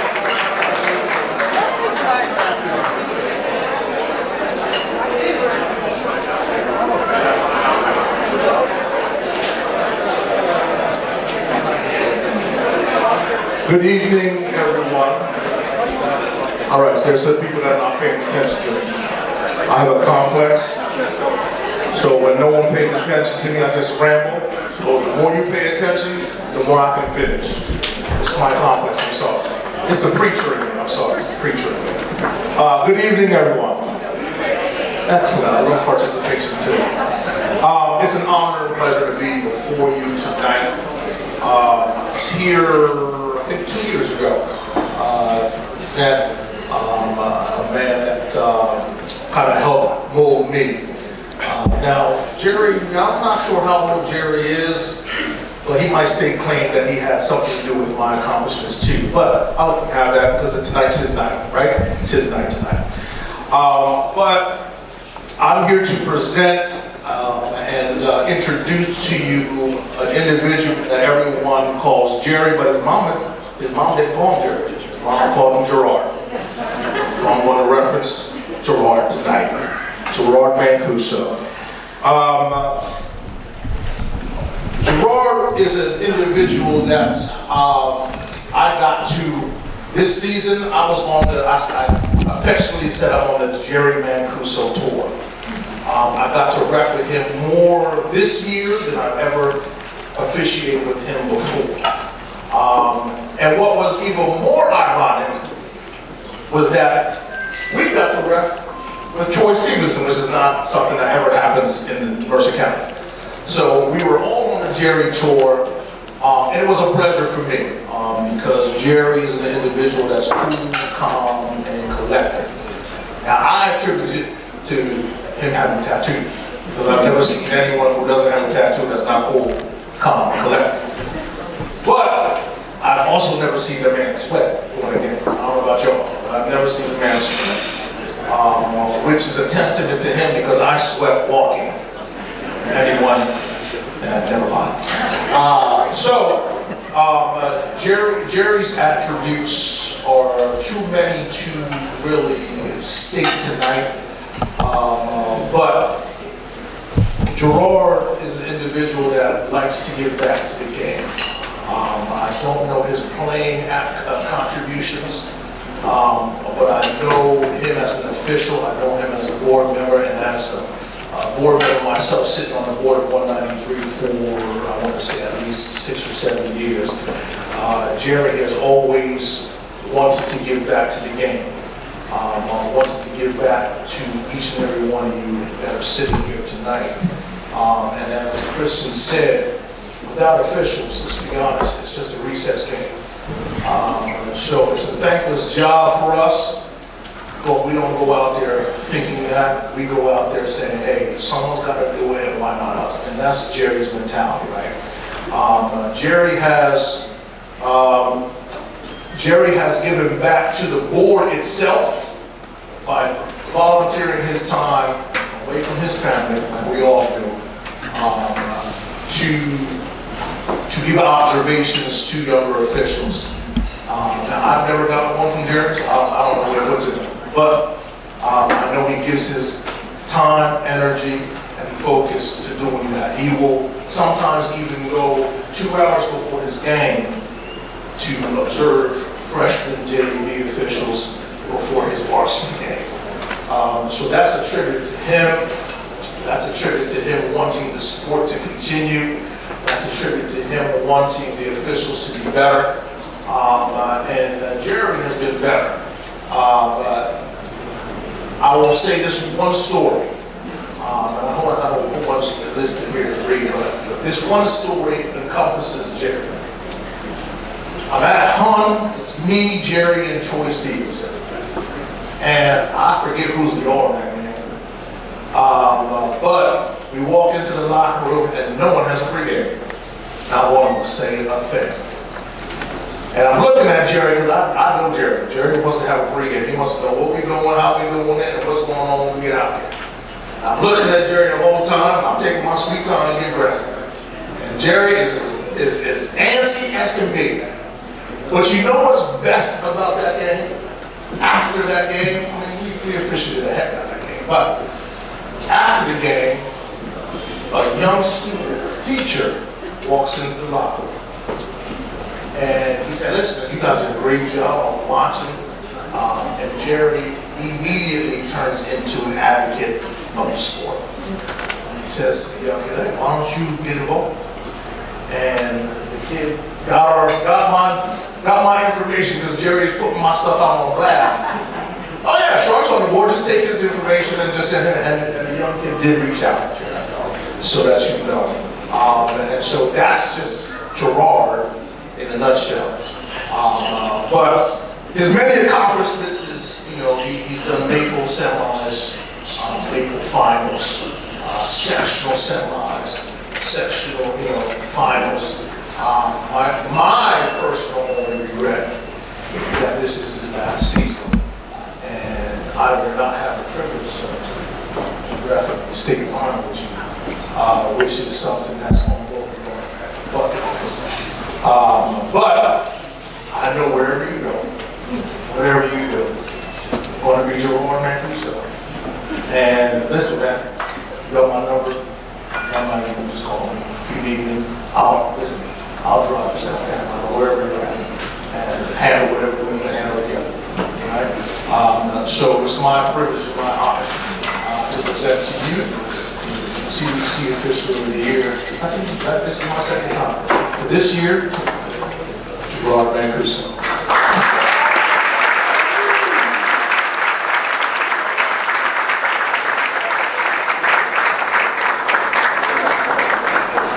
I wish I knew what Shark's mom called him. I have an idea. But listen, I want to keep it short, I want to thank my wife for allowing me to leave all the time, the house and all our girls, and go officiate the games for you guys. I want to thank all the coaches, those of you who did vote for me, and maybe those of you who didn't tonight. I want to send a special thanks to one coach, though. Coach Daryl Young, Trenton High. We've been friends a long time. We played ball together. And I know he was a big advocate for me to get this. Right? Hey, listen. You take who you can get as friends. And I love that. He's a great guy. So I appreciate that. So, but I did. I love the game of basketball. I loved everything about it. Sharp was right. I want people to continue to, and I want young officials to come. So I've enjoyed everything about it. I've enjoyed the players. I've enjoyed talking to the coaches. I guess he left. I might have to tee him up. Pat from Princeton. Abe enjoyed talking to him once or twice, but he left.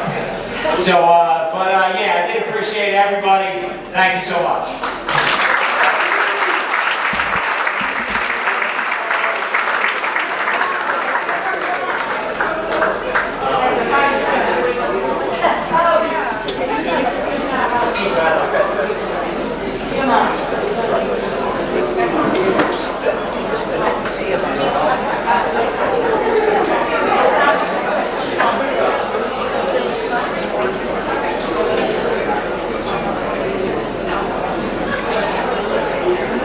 Simon, you can come on up. Monty, you can come up.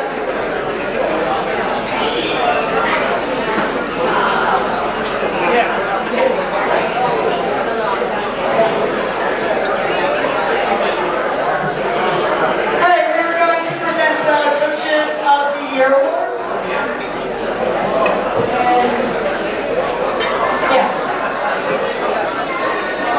All right, Fish alluded to the fact that we had some new faces that joined us in our coaching ranks, especially on the west side this year, each with their own hills and mountains to climb as new coaches. Okay. And I'm sure, if you really think about it, many of us remember what it is like being hired for the first time as a young coach. If you can really, you might be able to remember that part that long ago. Rob, I don't know if you remember that long ago. I'm sure if she thought long and hard, one of this year's Coaches of the Year honorees could remember that far back too. Even though it was Coach Beth Fitzpatrick's first year as the head coach at Notre Dame, she is no stranger to the CVC. Beth had already coached at Hopewell, the original West Windsor, and back again at South before bringing her talents to her alma mater at Notre Dame. Beth had her team peaking and gelling at the right time as she steered her group to the inaugural CVC championship. Her coaching style has always been centered on teaching and developing the game with her student athletes and building lasting relationships. I'm proud to be her friend and her colleague, and proud to announce that Coach Beth Fitzpatrick as one of our CVC Coaches of the Year. All right. Beth Fitzpatrick not here tonight. She's away on a senior trip, I think, or a class trip for Notre Dame. One of the co-coaches of the year for the girls. Her West Windsor students, but her assistant, Coach Carla Macaroni, is here to Carla Macaroni accepting the award. Beth guided the Irish to 16 wins, the CVC conference title, returned to her alma mater after almost 40 years after she graduated. So, pretty cool. I did this last year, and it was a great honor to talk about a former player that was Coach of the Year. So doing it this year, getting to talk about a former assistant is even more of a privilege, I think. And this coach's basketball history, and with me, goes as far back as I can remember, from our days at Rec League and pick up summer games in Cranberry Manor. Can't forget about the alumni runs at Hightstown High either with Coach Hess and Dershowitz. Basketball, as we all know in this room, has a constant way of connecting people. Back in April 2022, this particular coach was looking for an opportunity at the high school level and shared his interest in coaching girls. I suggested to him jump on staff with me at Union, which he agreed, and 2 championships and a state title later. The rest was history. In working with him all those years, I saw our basketball past coming through. But it also confirmed what I knew about him, that his hard work, enthusiasm, and grit were second to none. But moreover, that his care and dedication to our program was ever present, and his head coach energy, as Coach Dan and Coach Van Heist would say, was undeniable. The PDS administration thought the very same thing about all those intangibles and hired him this past summer as their head coach to grow a young program and reignites some excitement about PDS girls basketball. And I think PDS got all they could ask for and more, as you heard Mr. Fisher over there talking about with what they did this season. 10 wins better than what their record was the previous year, 13-10 overall. 4-2 in the conference, and came within a game of clinching a share of the Valley Division title. It was the best record PDS had compiled, and I looked this one up because I'm a stats guy, since 2010, 2011. So those 13 wins were more than the program had amassed in their previous 5 seasons. Wow. Yeah. That's some good stuff there about Pat Reddington. Their team also put up record numbers offensively while holding teams down defensively. They finished in the top 5 defense in the county, which was a true indicator of the shift in culture brought about by coach. To say the future of PDS girls basketball is bright would be an understatement. After watching him work up and down the sidelines at a number of games this year, it's clear that the coaching staff, the players, and the parents have all the same belief that the program is in extremely capable hands and will be a force to be reckoned with in years to come. It gives me great pleasure to introduce this year's CVCBA Co-Coach of the Year, Pat Reddington. Well, Pat Reddington, boy, what a deserving honor. You heard all that stuff that Monty just said about Pat. Best record in 15 years and won more games this year than the last 5 years combined. It's great stuff. 10 more wins this year than last year. Helped assist Monty with those powerhouse Ewing teams. So congratulations to Pat. Not sure if he's speaking or not. Just not.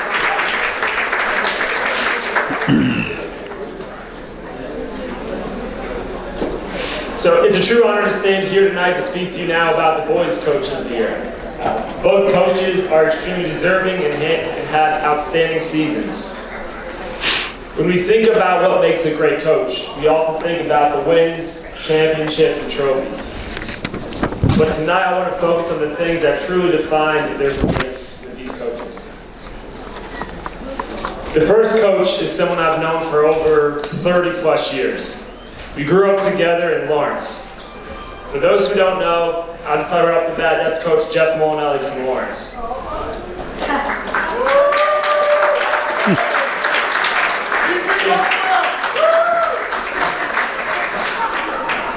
And why I say that, just a little background, some people know and some people do not. Molinelli is from Lawrence, however he moved to Hopewell in middle school. We stayed together playing AAU basketball, creating a team with Hopewell and Lawrence players. I always joke around with him and saying that if he would have stayed in Lawrence, we might have been sectional champs or state champions. But we'll never know. However, we fast forward 7 years later after college, I moved down to Virginia. I got a phone call from Coach Molinelli, who just moved from coaching at Hopewell over to Lawrence, and asked if I would come back home and coach with him. And that's where my whole coaching career began. Our first year together as coaches, we never got to play together in high school, but coaching together, we won a sectional championship. So maybe as players, we would have done the same thing. However, the first thing he does a great job is creating relationships and friendships. What I notice when I coach with him is how he creates relationships with his players. Talks to them about family, life, school, and other important events in their lives. The second one, creating relationships with his community and his town. And the third one, caring for his coaching staff. Making them the best that they can possibly be. That's where I am today. This goes into the second character trait, which is a mentor. As you know, first, he has been a major mentor to me. He helped me understand the game, how to run practices, run a program, and most importantly, find my coaching voice. Some people don't like that. Besides mentoring me, he has done an amazing job mentoring his players. His players know he's someone that they can trust, someone who will be honest with them, and someone who will always have their back. Overall, he always sees the potential in others before they see it in themselves. It's not just about basketball, it's about life lessons. Accountability, perseverance, and integrity. Many players have walked away from this program but not only as better athletes, but as better people. And the final area is leadership. A great leader doesn't just give orders, they set the example. Every day he leads with humility, passion, and commitment to doing things the right way. He has built a culture over in Lawrence where everyone feels valued. Players run harder, they play smarter, they believe because of the belief this coach has in them. You can tell this is true as his teams always get better during the season and are very dangerous when it comes tournament time. As a proud friend and alumni of Lawrence, it gives me great honor to announce Jeff Molinelli as Coach of the Year. Well, there you have one of the Coaches of the Year, Jeff Molinelli. I don't think he was introduced. That was Hopewell Valley coach Matt Stein, who those two go back since their playing days. You heard Matt talk about it. What are you doing? I'm talking. I keep going in and out. Were you turning me off and on? Oh, okay, that was weird. Thank him for everything he does for us, for all that. He's invaluable to our program. I can't thank you for everything that he does. And we're good. my wife, like Russ mentioned before, I have 2 little kids at home, so without her, coaching wouldn't happen. So just thank you, everybody. I really appreciate it. Thank you. Jeff Molinelli, always the humble guy. Jeff, just a class act. Everybody in the whole county just says great things about him. Also the Cardinals The next Coach of the Year boys soccer coach. And man his who teams has win, not only no led his matter team what with sport. passion and integrity, but has also become a great friend over the past 4 years. Now we have the next co-coach When of he the first year. took over the program about 4 years ago, I didn't know then the kind of friendship we would build. But as time passed, I really realized quickly that his heart, his work ethic, and his belief in doing things the right way were very special. One of the things I admire most about him is his dedication to his players, to his program, and to what he believes in. During his time as the head coach, his team showed improvement, which led to this year, which had the school record in wins, making it all the way to the sectional finals.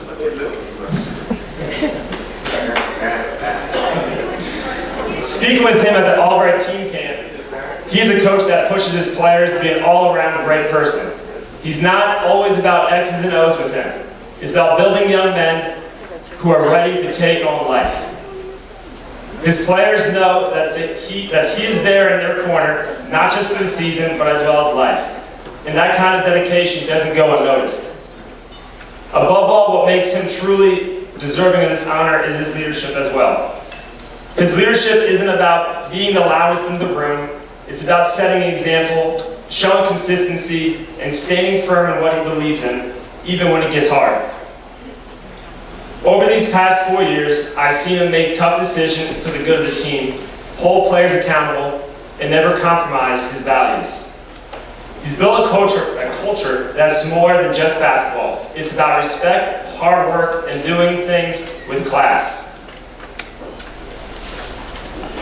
Coach, I'm proud to call you a friend, and even prouder to see you get recognized tonight as Coach of the Year, Luke Beasley. Yeah, Luke Beasley, who we had on earlier on our show here, and we knew that Luke was going to get this award. He wasn't sure about it, but we weren't allowed to say. Well deserved, both of those guys. All four coaches that won that award tonight.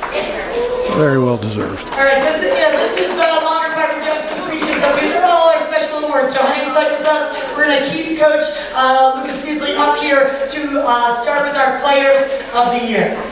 Now we're going to have the Players of the Year. And these were kept secret from the players. So they all showed up for their all-county teams. But now they'll find out who gets the big ones. Also, the last day or two, I've kind of been dreading it because I know I'm going to get up here and start crying. And we're on WBCB, so we're going to go viral on this one. Our 2024-25 Player of the Year, Malachi Jeffers Vieira, led the league in scoring with 20.1 points per game, shooting 50% from the floor. But he didn't just score. He was 4th in the league in rebounding with 9 rebounds. He was 5th in the league in assists He was 5th in the league in steals. He was 8th in the league in blocks. He did it all for us. He led us in every statistical category. He led us to a 23-6 record, a school record for us, while breaking our career points record with 1,230 points on his career.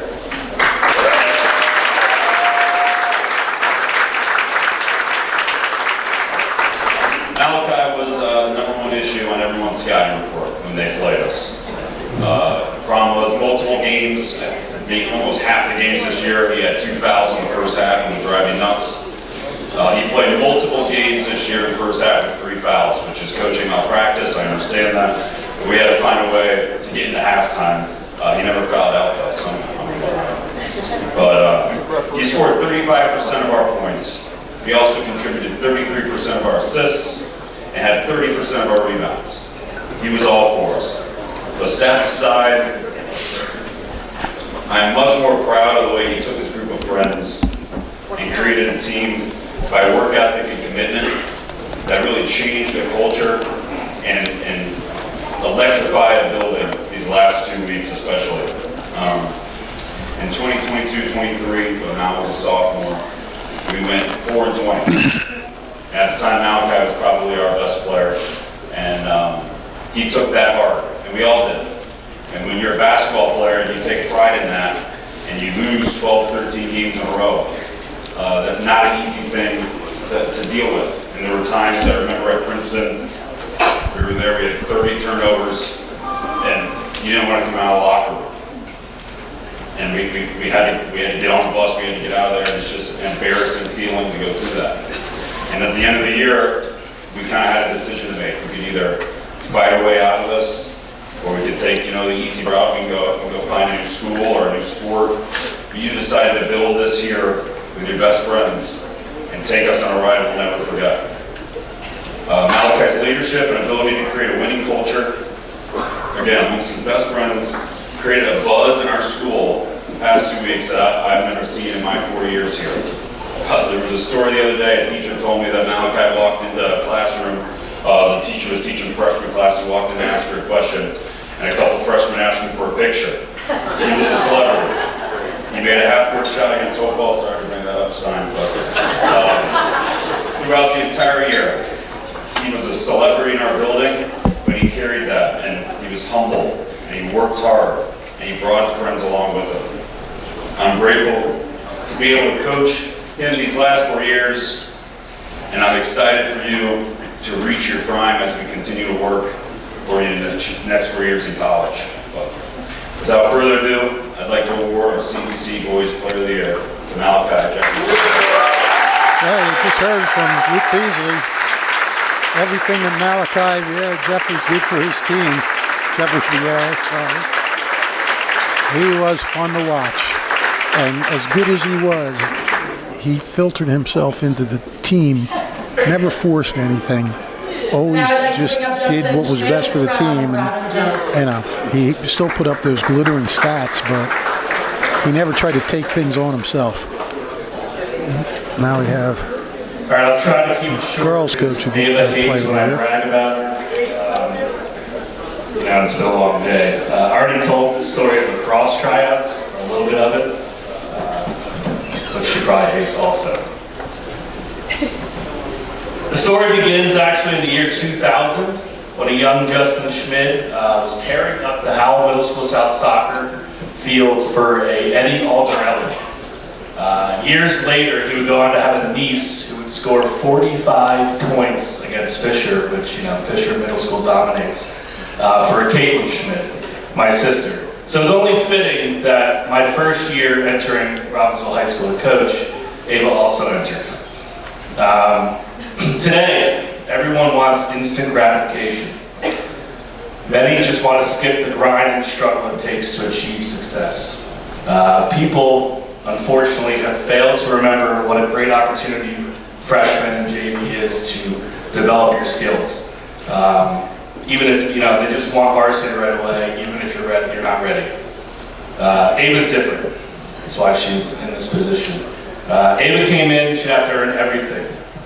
She was JV to start preseason as a freshman. Our post-tryout conversation went well. Usually you can tell if a kid's, pissed off about it. She wasn't.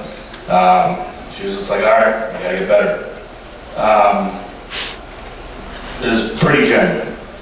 In practice, she was a walking bucket. She would dominate the 11-man drill to open up. And then it came to our first scrimmage versus Delran that year. And I don't think we scored in the first quarter. And I was like, all right, my coaching career is going to be real short here. So I threw Ava in, and we started to score. Then she went into the JV quarter, because, after 2 quarters in the scrimmage, you play JV quarter, and she then dominated. By opening night, she was starting. By game 4, she was dropping 25 points. Fast forward to this year, where she had 16 double-doubles in 24 games. She averaged 16.5 points, 11 rebounds, 4 steals, and 2 assists. And all while having to take the top defensive assignment. If you're the shooting guard, she would face guard you, or sometimes guard, 6'4" foot people in the post. She tore us up that game, though. She also, as a junior, surpassed 1,000 points this year and will break the school record all time next year. And you can look at her.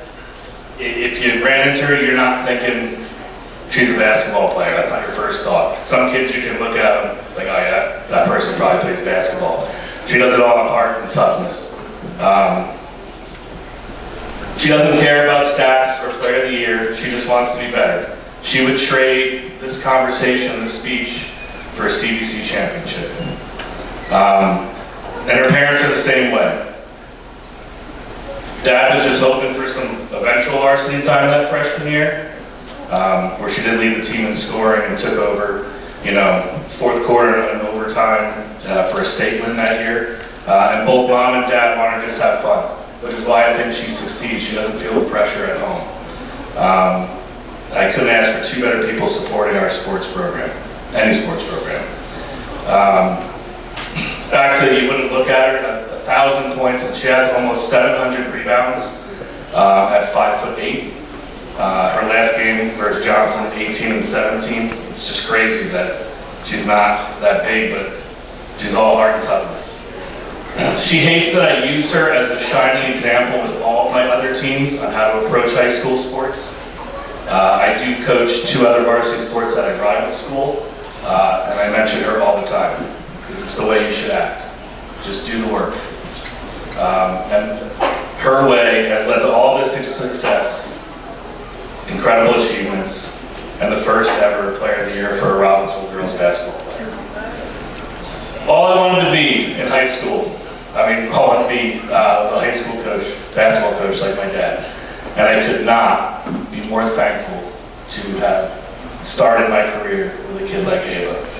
I'm going to soak in every moment, starting when we get back in the summer, and hopefully we leave on such a high note. Congratulations to Ava Alderelli. Well, there you go. History in the making. Ava Alderelli becoming the first ever Robbinsville female girls player of the year. And boy, she came on like gangbusters as a freshman, and has just been getting better and better and better, as you heard Coach Justin Schmidt talk about. So just awesome that she's going to be back next year. All right, we have a few more awards here tonight. Thank you for hanging in. The next award, next couple awards are pretty special awards as we wrap up our evening. And before we present the award, every year we play this video that was created by Christian Soma's classmates at Hamilton West. The next award we will be dedicating is called the Courage Award in honor of Christian Soma.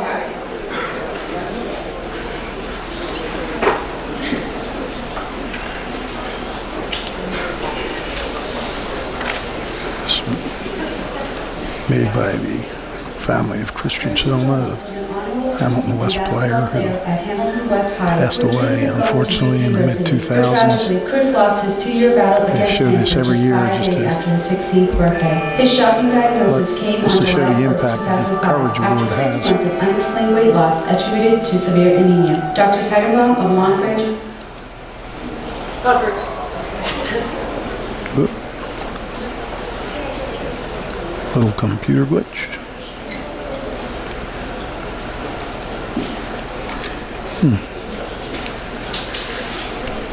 I could sing a song while we're waiting, but I don't think anybody would want that. We are down to the home stretch here, by the way. The Soma Award and the 2 Bob Boyce Awards. And we will call it a night for another year. Christian Soma was an honor roll student and basketball player at Hamilton West High with dreams of going to Duke University. But tragically, Chris lost his 2-year battle against cancer just 5 days after his 16th birthday. His shocking diagnosis came on July 1st, 2005, after 6 months of unexplained weight loss attributed to severe anemia. Dr. Teigenbaum of Long Branch Medical Center delivered the news. Sat us down and he said that he believed it to be metastatic colon cancer, stage 4. We were told on July 1st of 2005 when we met with Dr. Peter Adamson that Christian was going to die and that he had 18 months to live. And the look on my baby's face,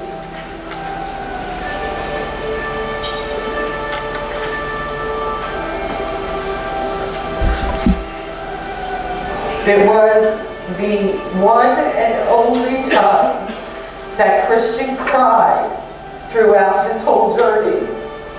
Christian fought like a soldier, like a true soldier, from July 1st of 05 until the day that he died on May 27th of 2007. He never stopped playing basketball, which he loved with all his heart. He would come out of the hospital on Wednesdays after undergoing chemotherapy for 7 hours, and he would be on the basketball court with his team at Hamilton High School West. I was taken actually by everything that Hamilton High School West, the Township of Hamilton, the police department, everybody has done for Christian and for our family. My son truly touched so many people's lives. His memory and what he stood for and how he carried himself will live on forever. And of course the courage that he showed from day of diagnosis until May 18th of 07 when Hamilton did the benefit for Christian all the way until his death. But during his courageous battle, Chris continued to have hope, as evidenced in the last verse of a poem he wrote in April 2006. I try 100% with everything I do. I hope to fulfill all my goals and dreams that I have. I am courageous and strong.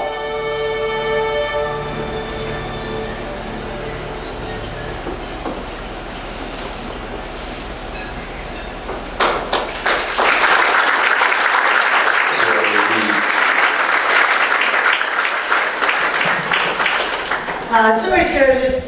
It was an award that was established very quickly once this committee, the CVCBA, was created in 2010, and we have given out an award every year in honor of Christian Soma, former Hamilton West basketball player who passed away on May 27, 2007, after that battle with cancer. Has an emotional impact every time. So I'd like to bring up Coach Jay Lagmarcino.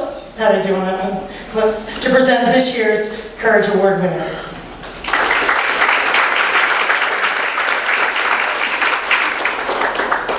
You feel really humbled watching that.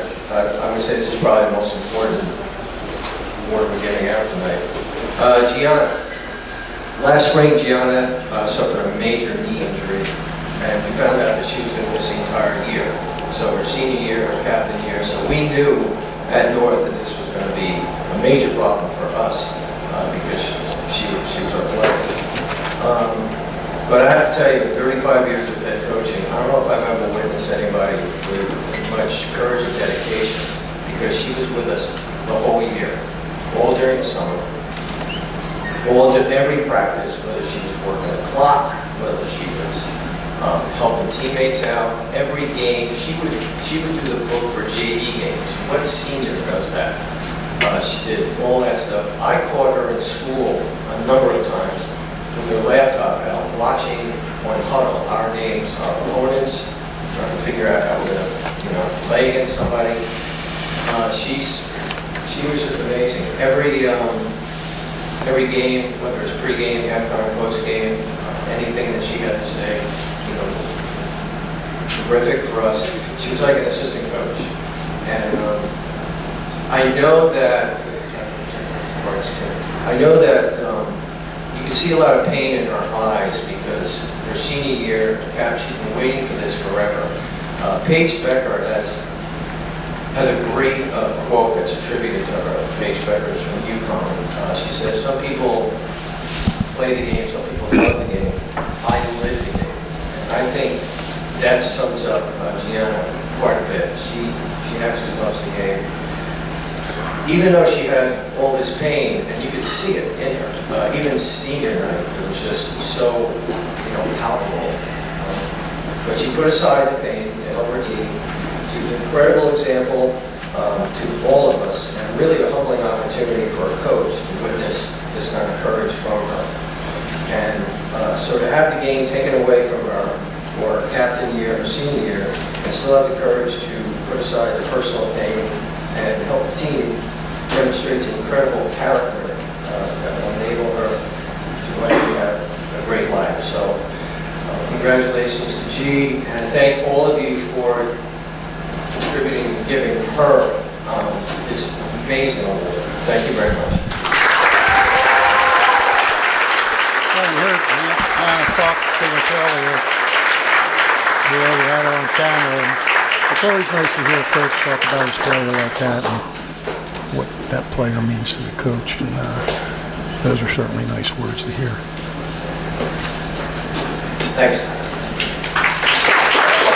We do have two more awards, and I'm sure you're sitting here in front of me. And I do have a decent story for you. I did tell last year, and there's no other way for me to share with you about our next award that we recently established just last year.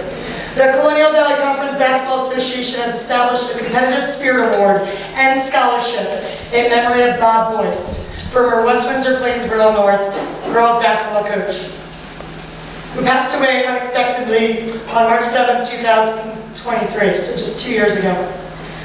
Coach Boyce was the 2017 CVCBA Girls Coach of the Year, led his team to their first ever NCT championship. I'm sure you look at it, Luke, all the time in your gym. You see the banner with all those pictures. And a record 23-6 season. Finding that connection there for you guys this year, too. He led the Knights for 12 seasons and amassed 142 wins. Boyce retired from coaching girls basketball at West Windsor North after that season. Why not go out on top, right? After his retirement in 2017, I wrote about his impact on my life and on my coaching. And I am going to share that story with you before we present this award.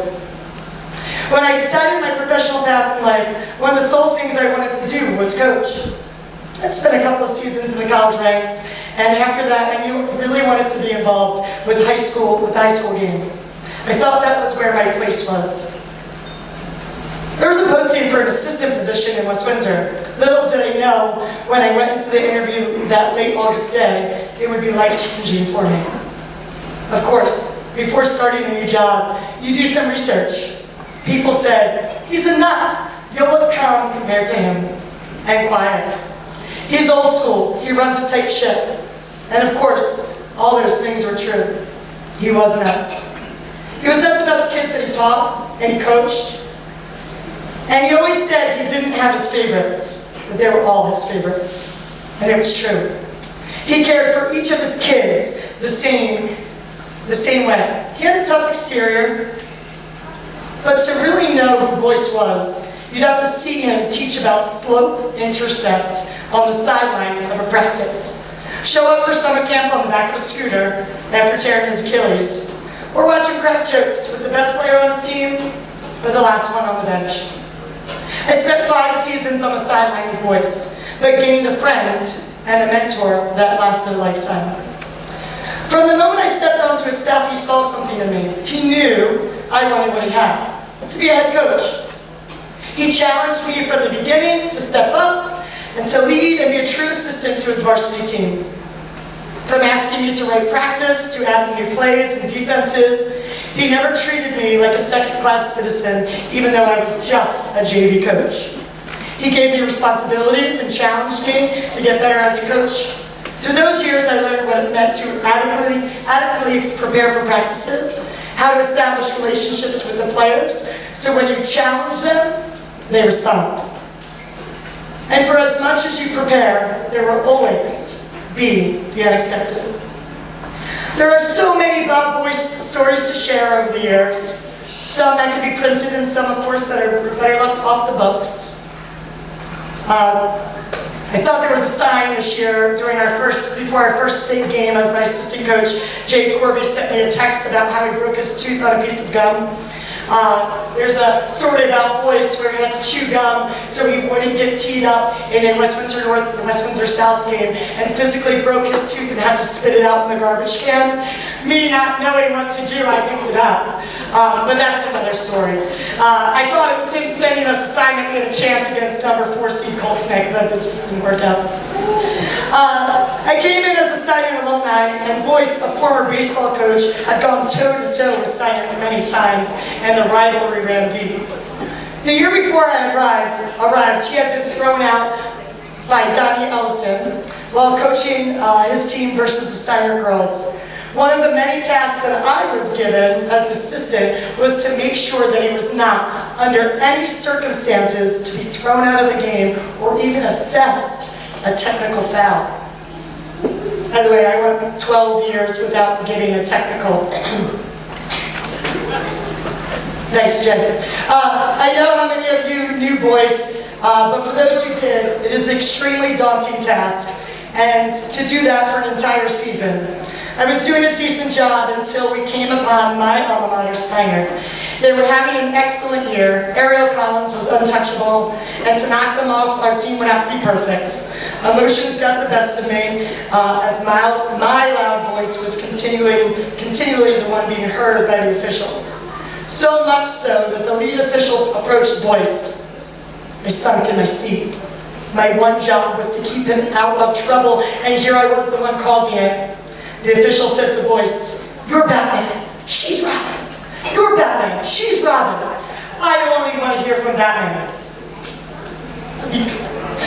I nervously waited for the Boyce's stare, which was followed by a simple and forceful shh and lots of spit. Needless to say, even after that game, and many more that followed, I successfully kept him from getting any technical fouls or thrown out for 5 whole years. Job well done. That streak was actually broken during our first head-to-head meeting on opposite sidelines. Something about 3 blind mice. I'm sure our officials will agree that will get you a T every time. As I reflected on his passing over the past 2 years, I think about the times I shared with a great man and a great coach. It saddens me to think that I have had my last opportunity to compete against one of the county's best. I can't thank him enough for all that he has done for me in my coaching career. The phone calls, the texts, the reassurance, just bouncing ideas about how to defend the team's best players. But it's the kids, student athletes, that he has guided the most about the game, and more importantly about life. I continue to miss Boyce, and he will always be the Batman to my Robin. To honor Coach Boyce's values, we will present our second annual scholarship tonight. The committee reviewed nominations from coaches all around the county and chose 2 student athletes, 1 male and 1 female. And as the nomination form states, that has displayed true grit, tenacity, toughness over the course of their career. one who plays with a competitive edge that elevates their teammates, cares about them, and always has their back. Our first recipient, I will call up Coach Paul Jones from Ewing High School to present our first award and scholarship winner.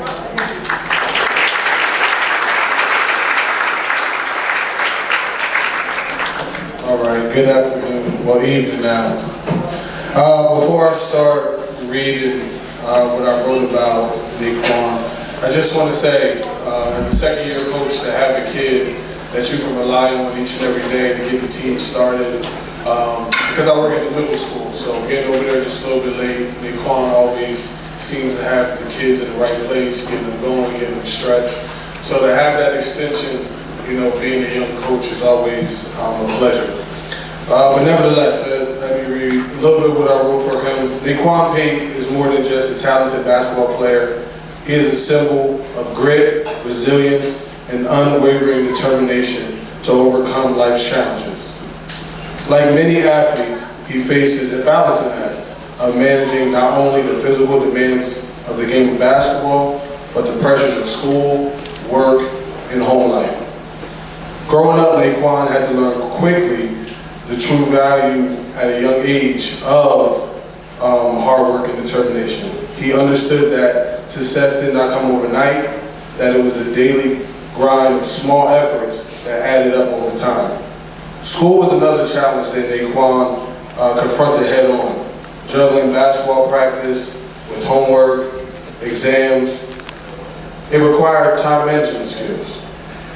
While others may have tempted to slack off or procrastinate, Naquan always seemed to keep his eye on the bigger prize, understanding that education was crucial for his future. Whether it was the support of his family or the tough moments that taught him resilience, Naquan never let anything stop him from striving towards his dreams. On the basketball court, the same determination showed in every game.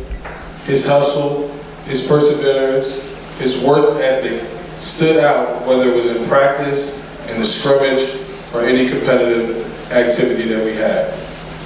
He understood that basketball, like life, isn't always smooth. There are moments when there are moments when things don't go your way, when it feels impossible, and when the weight of everything you're balancing gets overwhelming. But Naquan's grit kept him going. Naquan Pate's story isn't just about basketball, it's about heart, it's about grit, needed to face life's challenges. And without further ado, the Coach Bob Boyce Competitive Spirit Award for the boys goes to none other than Naquan Pate.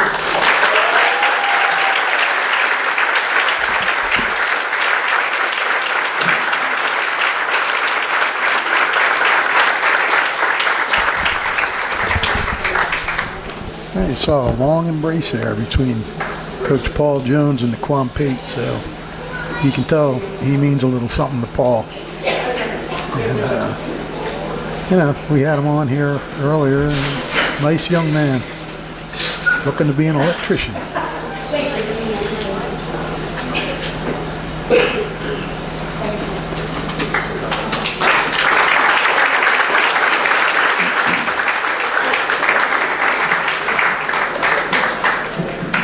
Oh, you're tall. And then we have one more as well. Thank you, Paul, and congratulations, Naquan. And now I would like to bring up a longtime friend and colleague, Coach Frank Moore. He coached alongside Boyce and took over the reins at Westminster North after he had resigned. And he will be presenting our final award for this evening and our last Boyce Award winner, Frank. Coach Frank Moore. Good evening, everybody. Before I start, I was told to tell everyone that the coffee table is right over here to my left. So feel free to go get your last beverage for the night. My name is Frank Moore, as Coach Jacobs just said. I'm the former head coach at WWP North, girls basketball. I'm currently an assistant coach at Mercer County Community College for the women's team. And first, congratulations to all the award winners tonight, the players, the coaches, and officials. I played for Coach Boyce as a freshman. I was in his math class as a junior.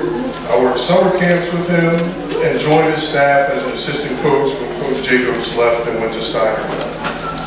I was also very fortunate to have him make sure that I became the next head coach at North when he stepped down. Coach Boyce obviously stood for what's right. After all, he does have a scholarship in his name. So I will briefly talk about some similarities between Coach Boyce and our winner, Juliana Kelly. Like Coach Boyce, Juliana Kelly is always full of positive energy. They both love to compete and would always give their 100% with anything they did. Like Coach Boyce, Juliana Kelly would always demand the best from everybody on the team. It didn't matter if they were the best player or the last one on the bench. Like Coach Boyce, Juliana Kelly would give you the eyes and scare the hell out of you if you did not give your 100%. Like Coach Boyce, Juliana Kelly has nothing but love for anyone that she comes in contact with. She will do anything she can to help others, and they both want you to know if they meet you that you do matter. Like Coach Boyce, Juliana Kelly knows that no matter where she goes, she is always representing WWP North and the basketball program. She knows the standard, and she always holds herself above it.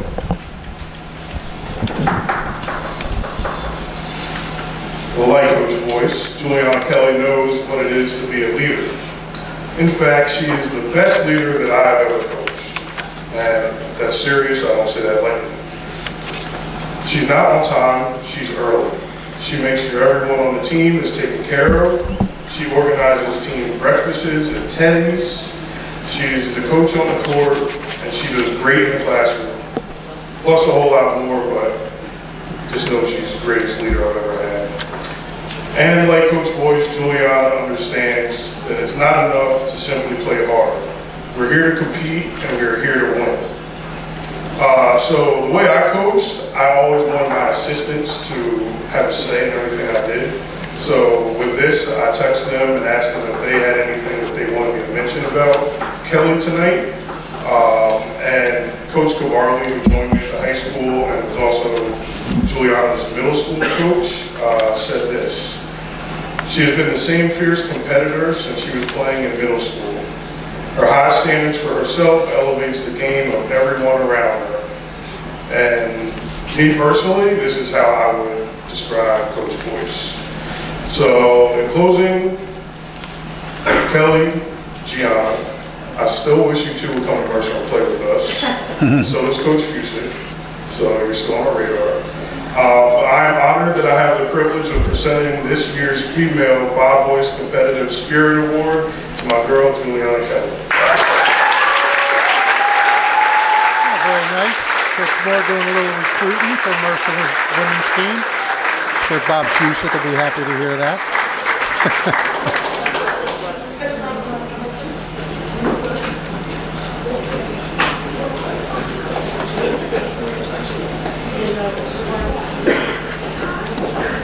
And one last picture. Kristen Jacobs will give her closing remarks, and we will sign off. My closing remarks will be quick.